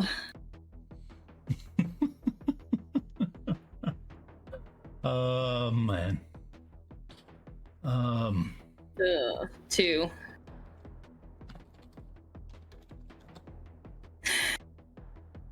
Okay. Especially because you're hiding all of your rolls from me. No, I'm not. See. Wow. I didn't. I didn't hide that. That one wasn't hidden.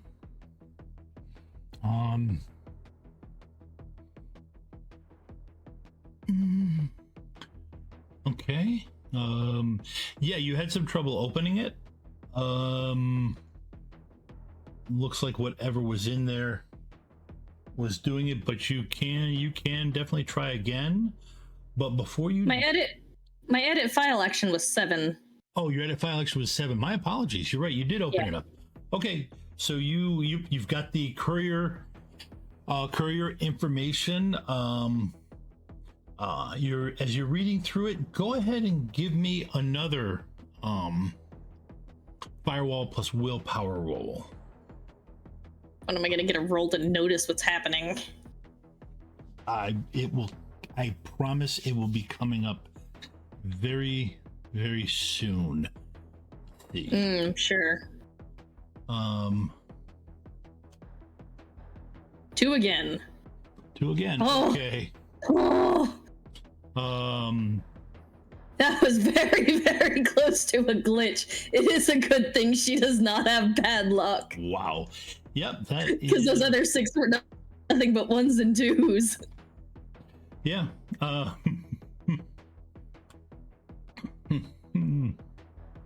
Okay. My luck has turned. Yep. All right. Yeah, you've got the information on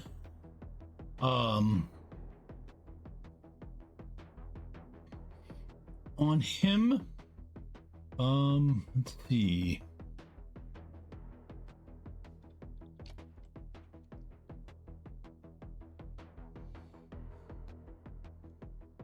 Oh, okay. So you asked when you were going to find out what's going on, why you've been doing those rolls. Okay, it would be when I click with the next roll.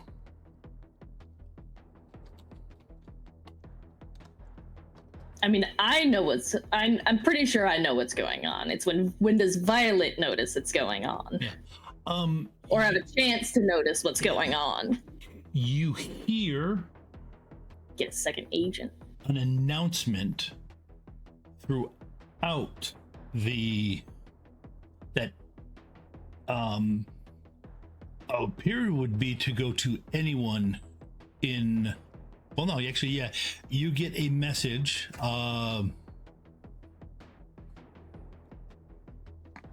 saying, "Do you always use those same exploits? This one looked very familiar to what you did to me." Give me 1 second and you can see what will be. There was that meta link that I hacked of another Shadowrunner. This could just be somebody with a grudge. Okay. No, because that wasn't an exploit. That was just a straight brute force. So I did that one quickly. So you have to resist using your data processing plus firewall. Okay.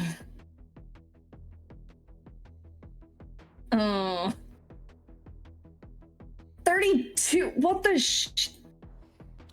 Oh, okay. Hang on. I might have to edit that number of hits. Okay, yeah, I'm gonna get rid of the last 6. Yeah, that helps. Okay, so it drops it down to 13 hits. Yeah. Do you want to guess? Take a gander. Take a guess at how many dice I have to reduce this, to resist this. I'm saying 10, maybe 12.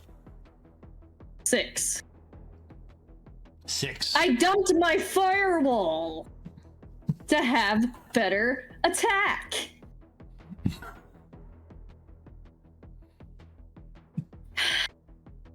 Okay. It's a good thing we've already established she runs in cold sim. Yeah. Your data processing. So Tar Pit, in addition to doing some damage, it also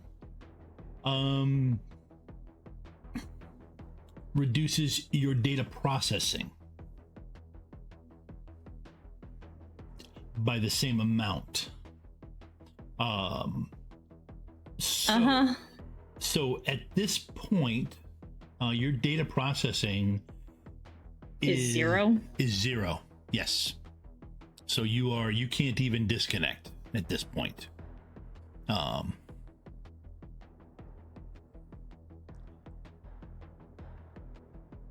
does it feel to be trapped?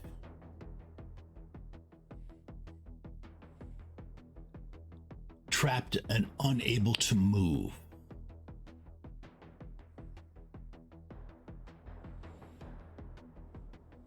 Who are you?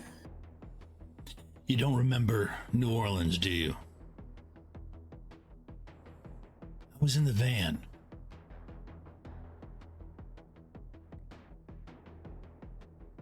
All I did was dump shock you. But your teammate.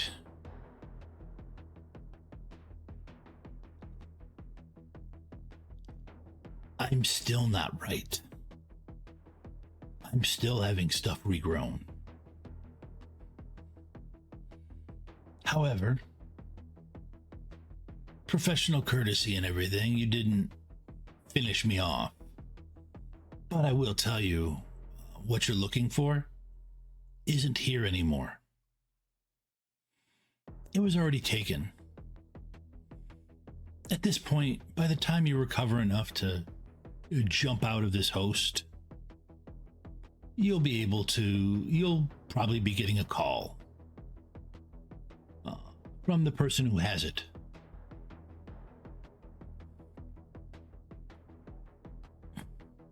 Do you have any questions before I hop out?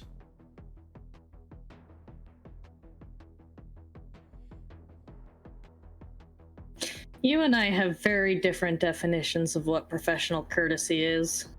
A few minutes you'll be able to jump out. There's spiders chasing.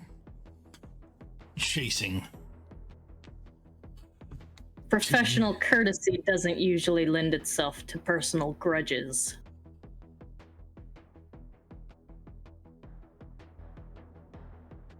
I know.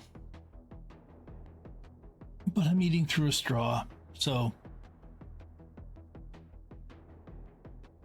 that's how it works. Maybe you just need to be better at your job. Oh, wow. In the spot you're at, you are still spitting fire. I'll be sure to tell Tannis to be ready. For that. Don't worry, you'll still be able to do your job, but you just have to help him out a bit.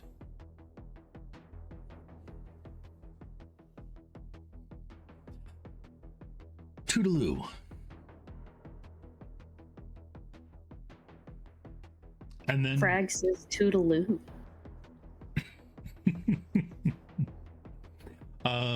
Then in a few moments your data processing gets back high enough and begin you'll be able to hop out just as, and you come back to awareness just as you hear Tara's comlink going off. Robin's comlink? You'll be able to you'll come back to awareness just at the point where you hear Rovin's comlink going off.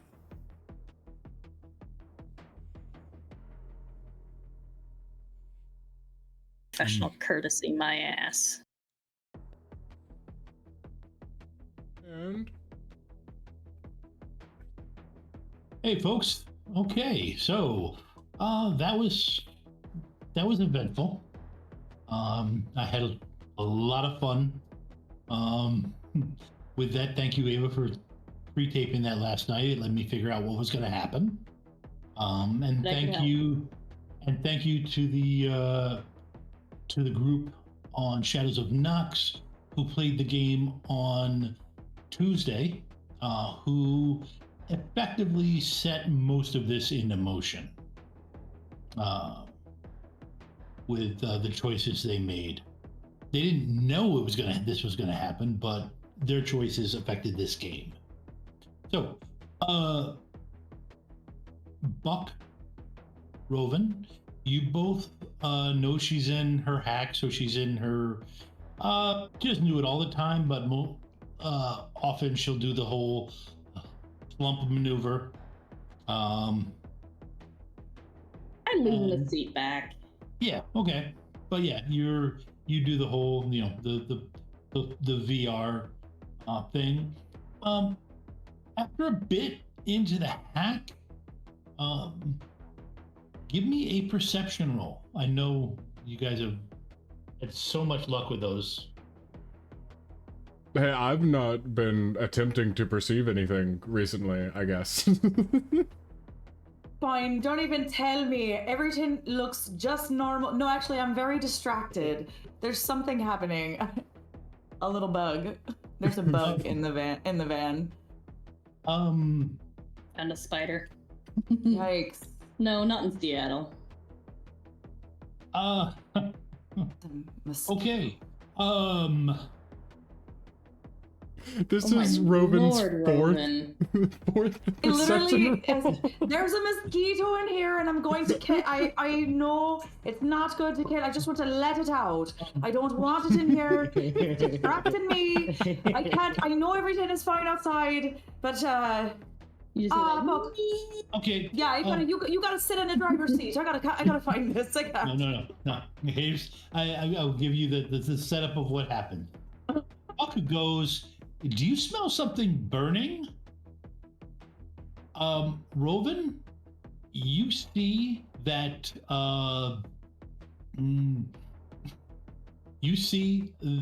Violet there is smoke coming off of Violet. So not normal. Nope, you grab which would you grab, the fire extinguisher or a blanket to try and smother the fire? First closer, probably a blanket. Okay. There's one on the back of my seat. Less visceral. Okay. Yep. You grab it, you start trying to pat the fire down. Ava? Yes. You come back to awareness. Your deck has taken 7 boxes of damage. On top of what Yeah. It's just barely functional. And also, but beyond that, everything is dark, and somebody is slapping this covering over top of you. I know you can't drop and roll, so I'm doing the roll maneuver with the blanket for you. I'm like flopping it around. Just stop. I'll roll for you. You're gonna be all right. No, I need Buck in on this. Just passing her back and forth in the blanket on the ground. Yeah. Just. Okay, how would you?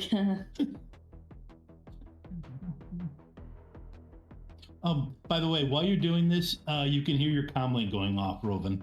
Oh, I can't answer that right now. Yeah, no, that's fine. It'll call me back later. So, are you still on fire? You are on fire. What? Answer your comlink. I'm gonna keep on passing Violet back and forth myself. Let me. Buck, I'm fine. Pull me down. You still seem fairly heated, but okay. Okay. Take the edge. Take the edge. My deck, that slot face that we dealt with, has a grudge. The one that Tank dropped Trow on.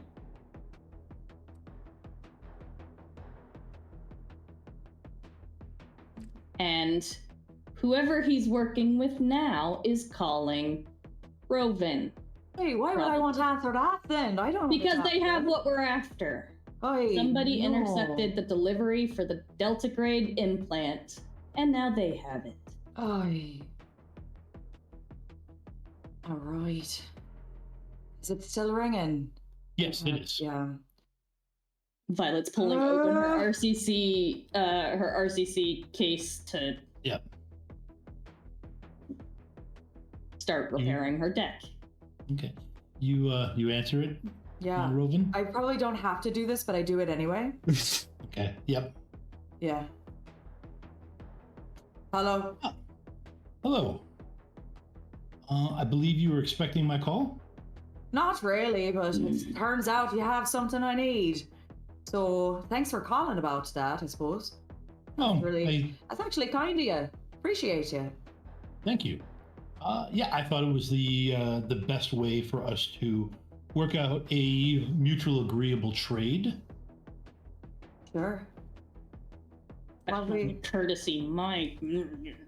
Don't mind her. We're having a good old professional talk over here. What are we trading after all? Well,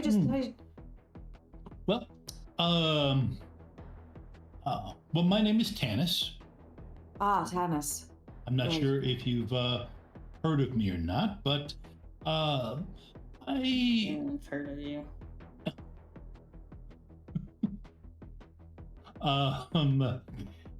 Actually, if you're putting this so everybody else can hear it, Buck can give me a memory roll. Even if Roven isn't at this point, like Buck is just nosy at this point. He's already got his ear pressed out. Yep. Okay. Give me a memory roll, Buck. Oh, I realized I don't have mine up. Okay, 2. Yep. Okay, that is that's enough. You've definitely heard of him. He's been spoken of in the circles that I don't say you don't really run in those circles. You kind of just con your way into those circles temporarily when you want to eat well. Mm-hmm. But you've basically you've heard he's a gentleman thief.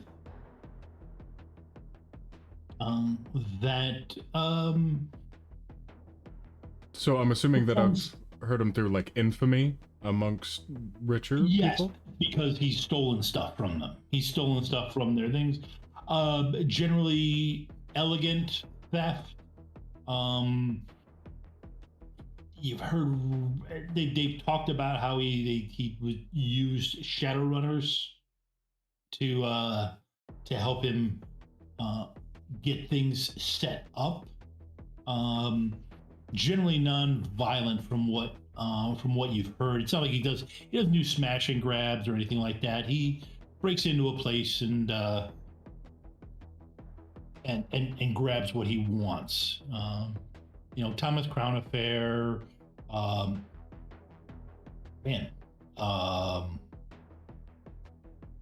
Simon Templar, that type of archetype.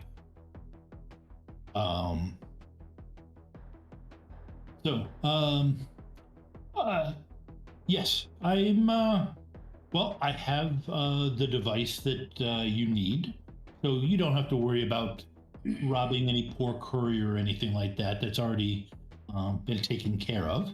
Oh, again, very kind of you. Thanks, Thank you, Thomas. I just simply, I need 2 things. 2? You only got us 1 though. I know, but this is the thing that you need and only I have. Okay, all right, tell me the 2 things and then we'll talk about it more. What do you want? Get my hands on you.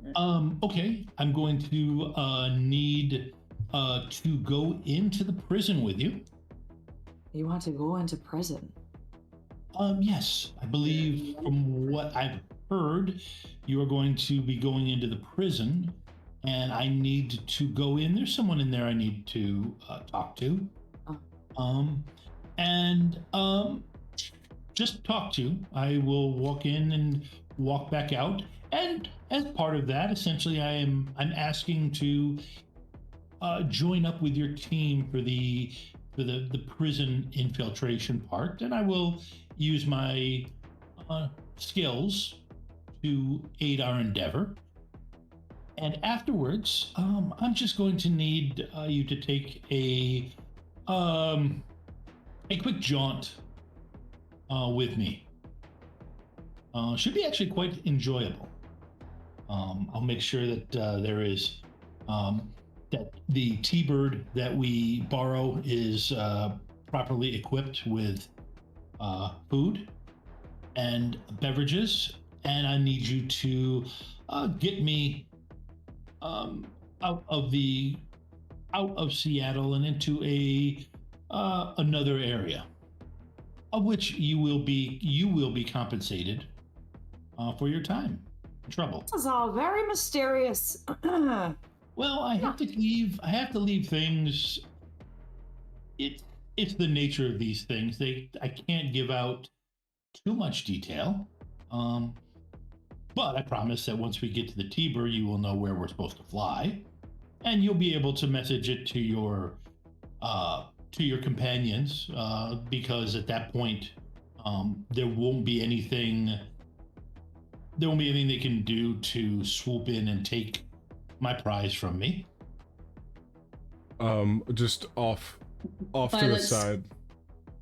Go ahead. Off to the side, Buck is gonna over to Robin.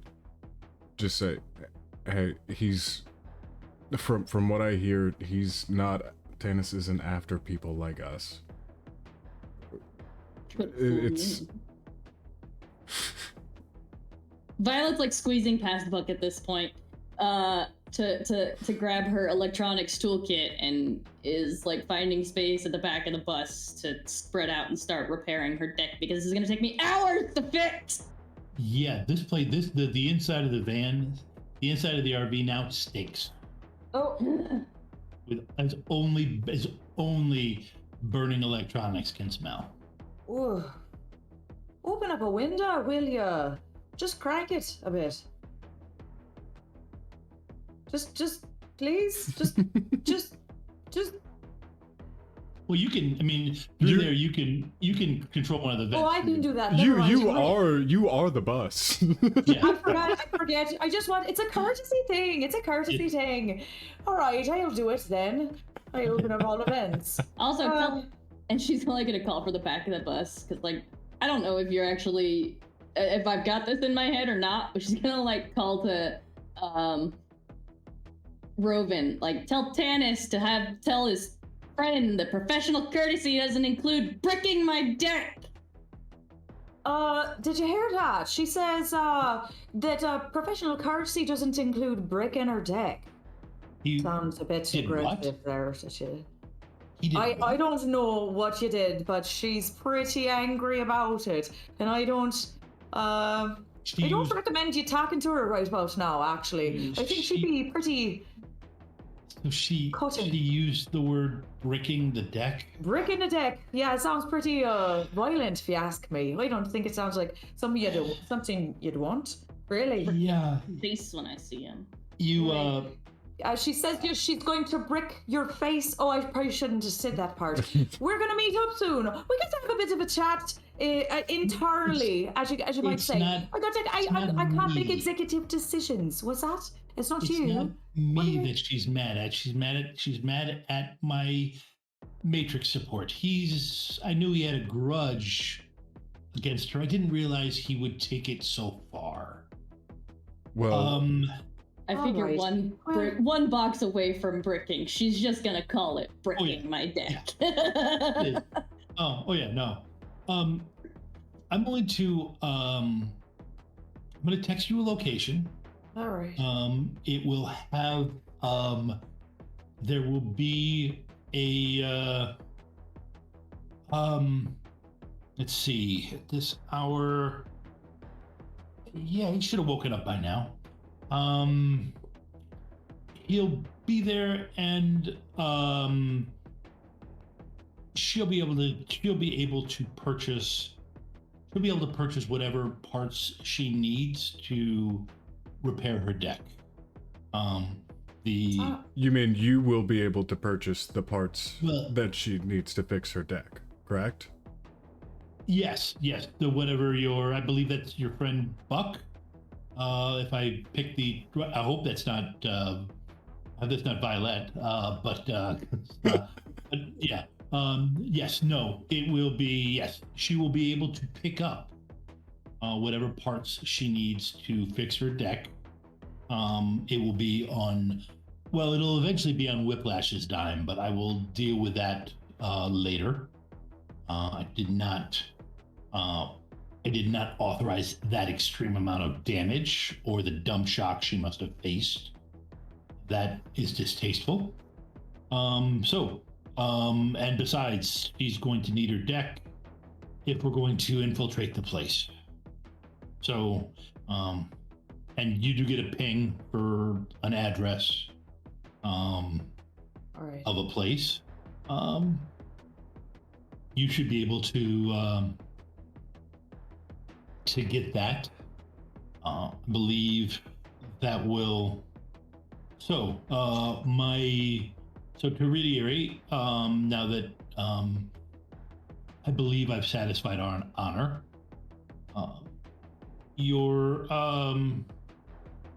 the deal I offered was I accompany you on the infiltration.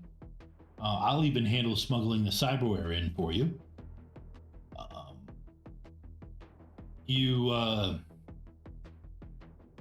From there, I'll also use my other skills to assist you in your endeavor. I will make my contact, get the information I need. Once we're out, once we're out and you're satisfied, you, Rovin, agree to be my pilot on a trip out of Seattle. To some mysterious place. Yes. Yes, actually, fairly mysterious place. It will be within a reasonable distance, but you will be on a couple-day trip. I'm not going by myself, I'll tell you that right now. All right, if you wish to bring, who of your companions do you wish to bring?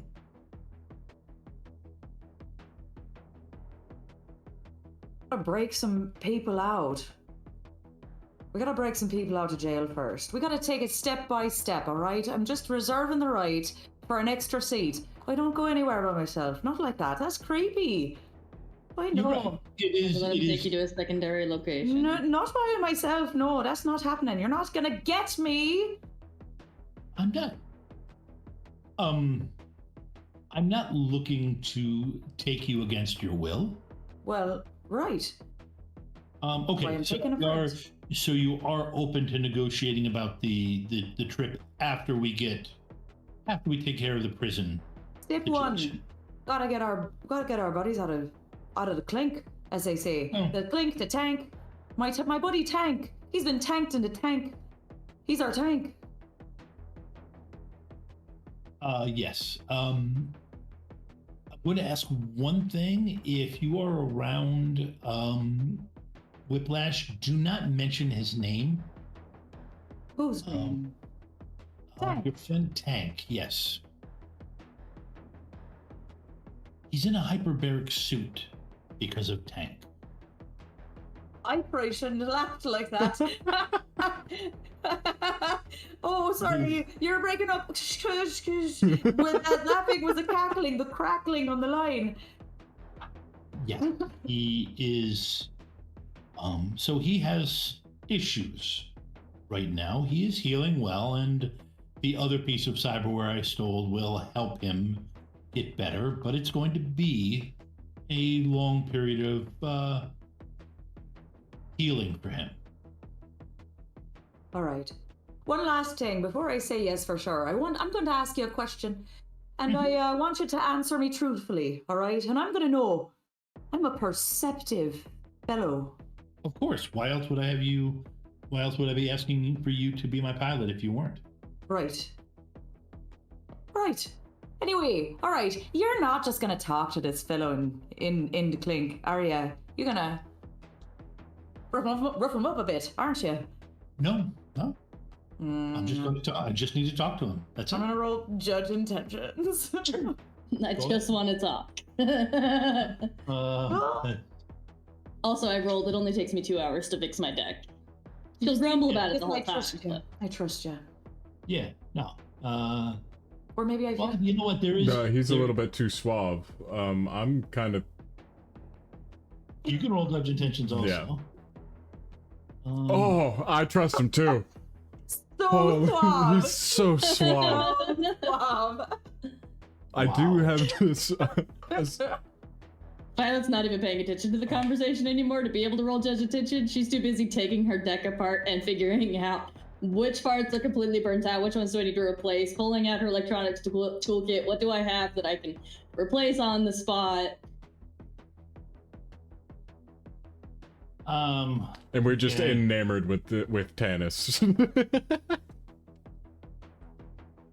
He's so Violet kind. will never like Tannis.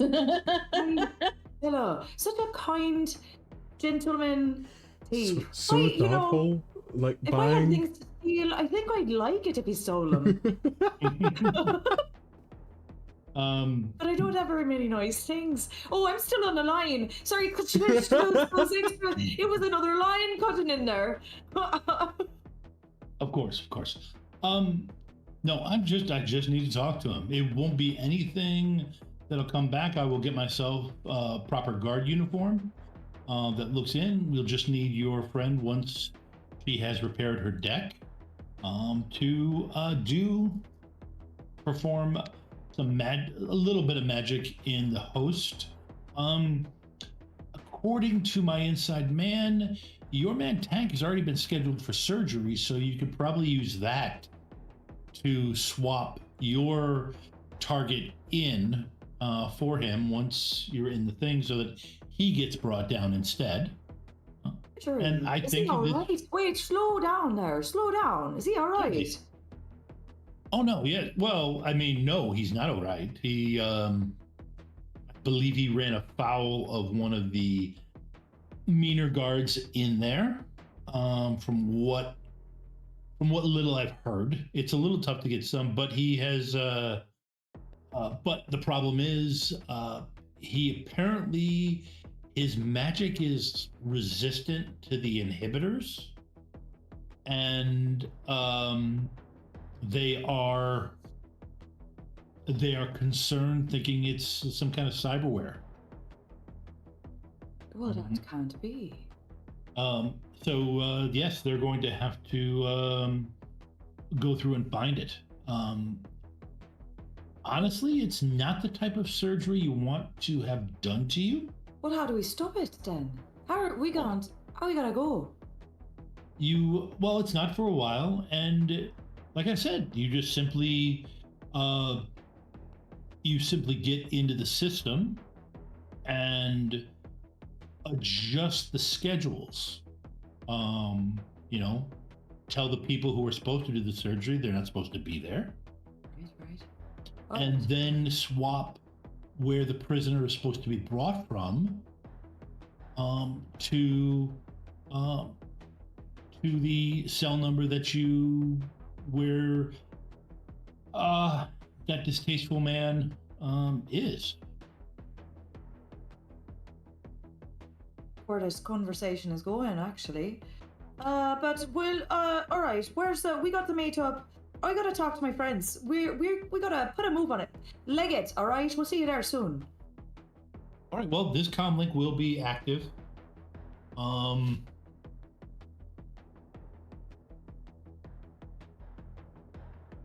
This comm link will be active. You guys can just talk amongst yourself. All right. I hang up. Yep. We first I gotta get us on track. I set the whatever I gotta do. Do you want me to make a piloting roll to make the?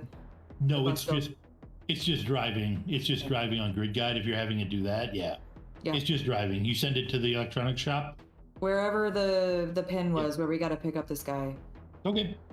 All right. Well, yeah, that was the electronics shop. He said, once you guys make your decisions about when you're going in, let me, I will connect with you. He was going to go off and do his gathering uniforms and stuff like that right now. All right. I did catch Violet's little chat about how long it takes her to repair her deck, which is far too long for her to start hacking something right now. But I would come back and I would be like, how's it going back here? This looks like a mess. I'm not gonna lie. What happened? This is bricking your deck. Oi. Mm-hmm. Are you gonna be all right? Do you need any? Can I help at all? It'll take me a few hours, but it's fine. I'll. All right. It'll take me some hours, but just stop somewhere I can get some long hauls. I don't know how long it'll take me to fix. I pull out of my, just out of what pocket? I don't know. I just pull it out of somewhere. I go, oh, a long haul. I had to do is say something. Here, thanks. That's for you. Yeah. All right. Well, I'll just be over. And she'll belatedly kind of check because, I didn't take any dumb shock because he didn't actually brick my deck, and I didn't actually take any damage, but it just belatedly checking, make sure I didn't take any internal damage and I'm not just not noticing a nosebleed or something. Just double check, make sure I'm not getting biohazard all over the van. You know what? Buck, give me a composure roll. No. They don't know yet about. Oh, nice. Hey. Buck is well composed. He's feeling strong today. He's feeling pretty well put together. All right. Yep. No. No. He did not break. He did not whack your nose. That was the only thing. You could have actually had a bloody nose from him trying to put out the fire, but you don't. That's what she does. She just notices a slight pain in this region. She's like, God.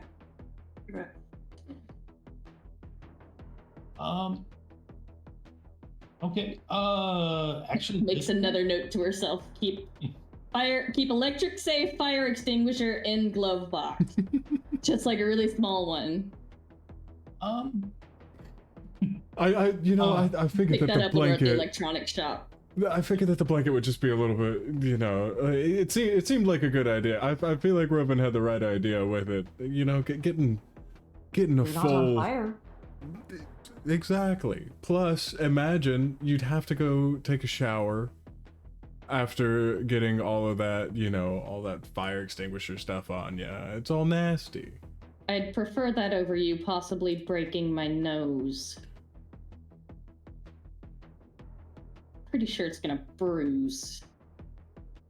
You were so sweet as a taquito, though.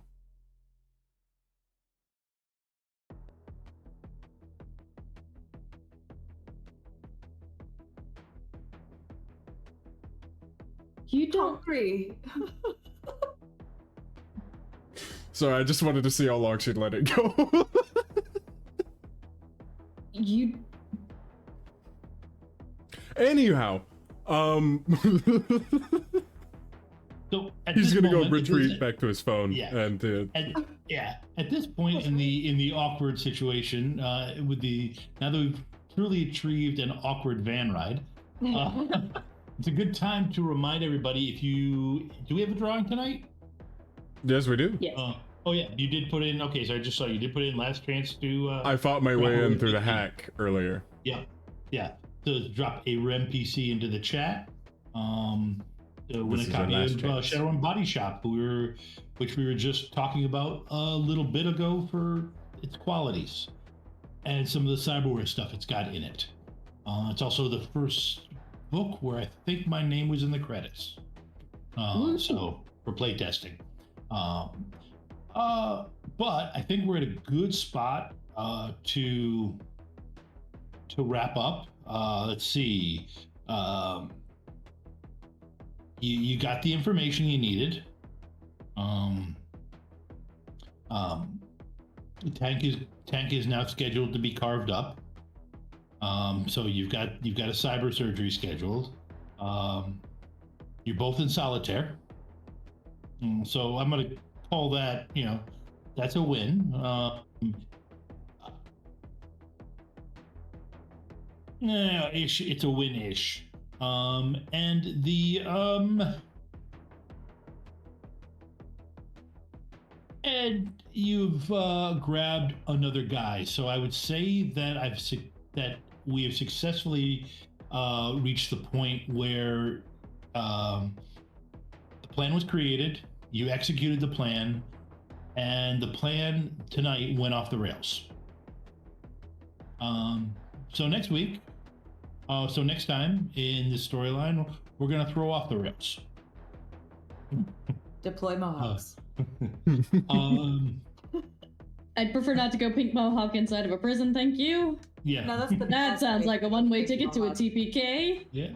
Well, no, that would be a zero zone. Zero zone is a one-way ticket to a TPK. All right. So why don't while we're waiting for the last bits of our NPCs, does anybody? We'll start with Red. Do you have anything you want to pitch or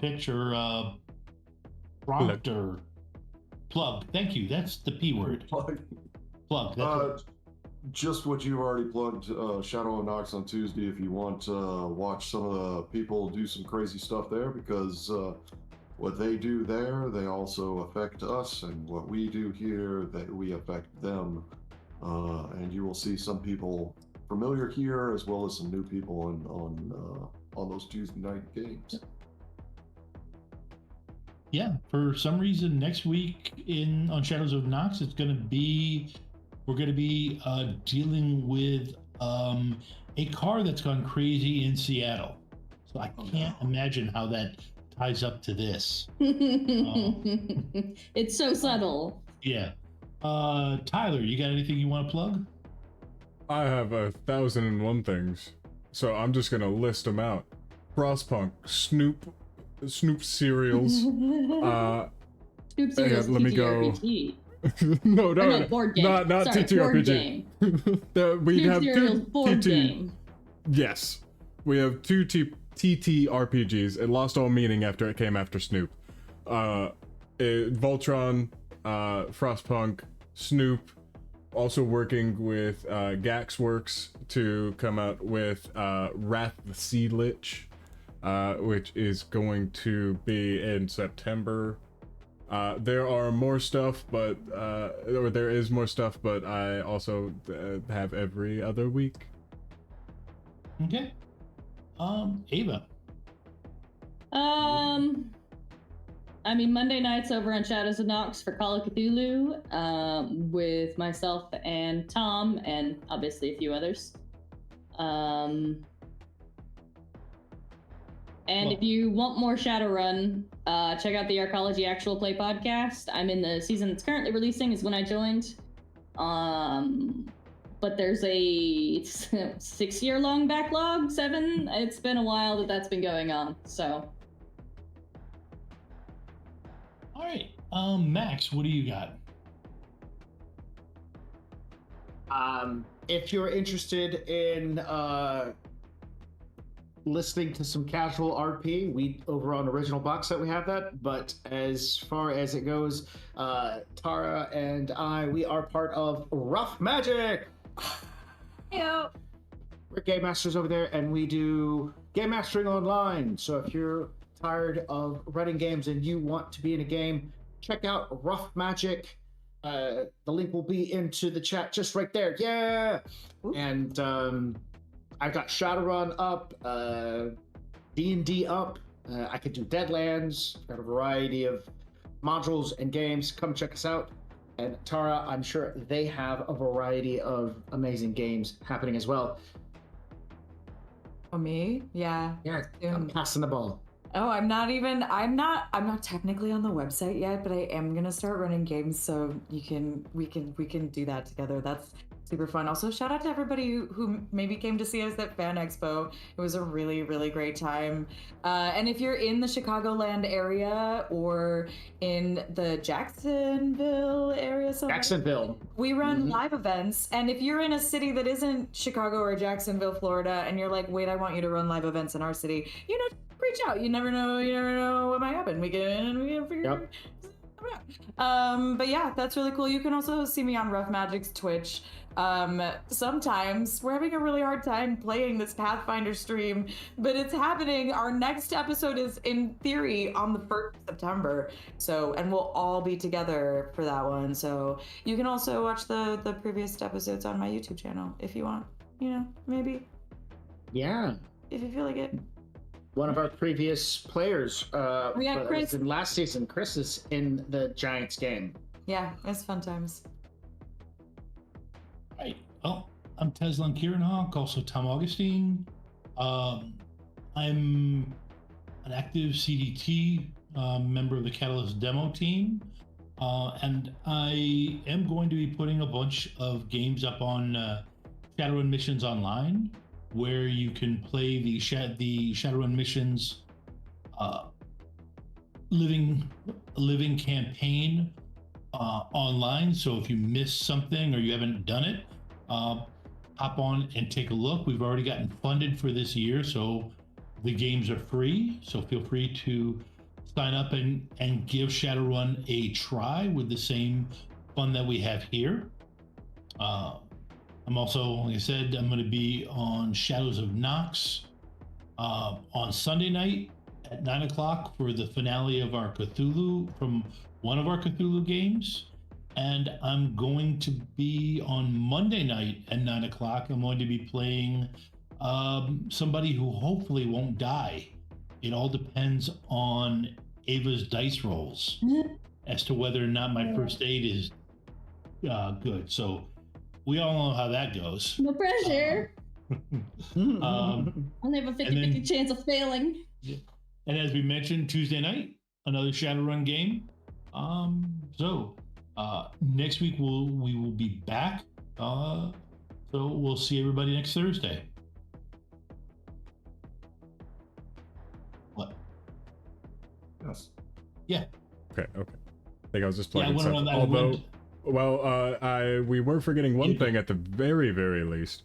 The drawing? Yes. Yeah, I thought I was giving you enough. I thought I was giving you enough pauses for you to you started in. waving. That was my sign to go ahead and hit the credits. I almost did it. My bad. Anyways, congrats. I almost decided to plug that into Roll20 instead of Twitch chat. But it would have gotten it there because Max Romans has won the REM PC giveaway. Congratulations, and that will be getting saved. But all right, good night, folks. Bye. What if I just leave it here? What if it just keeps on going? Bye. They will eventually pop you off, I think. But Bye. Bye. Yeah.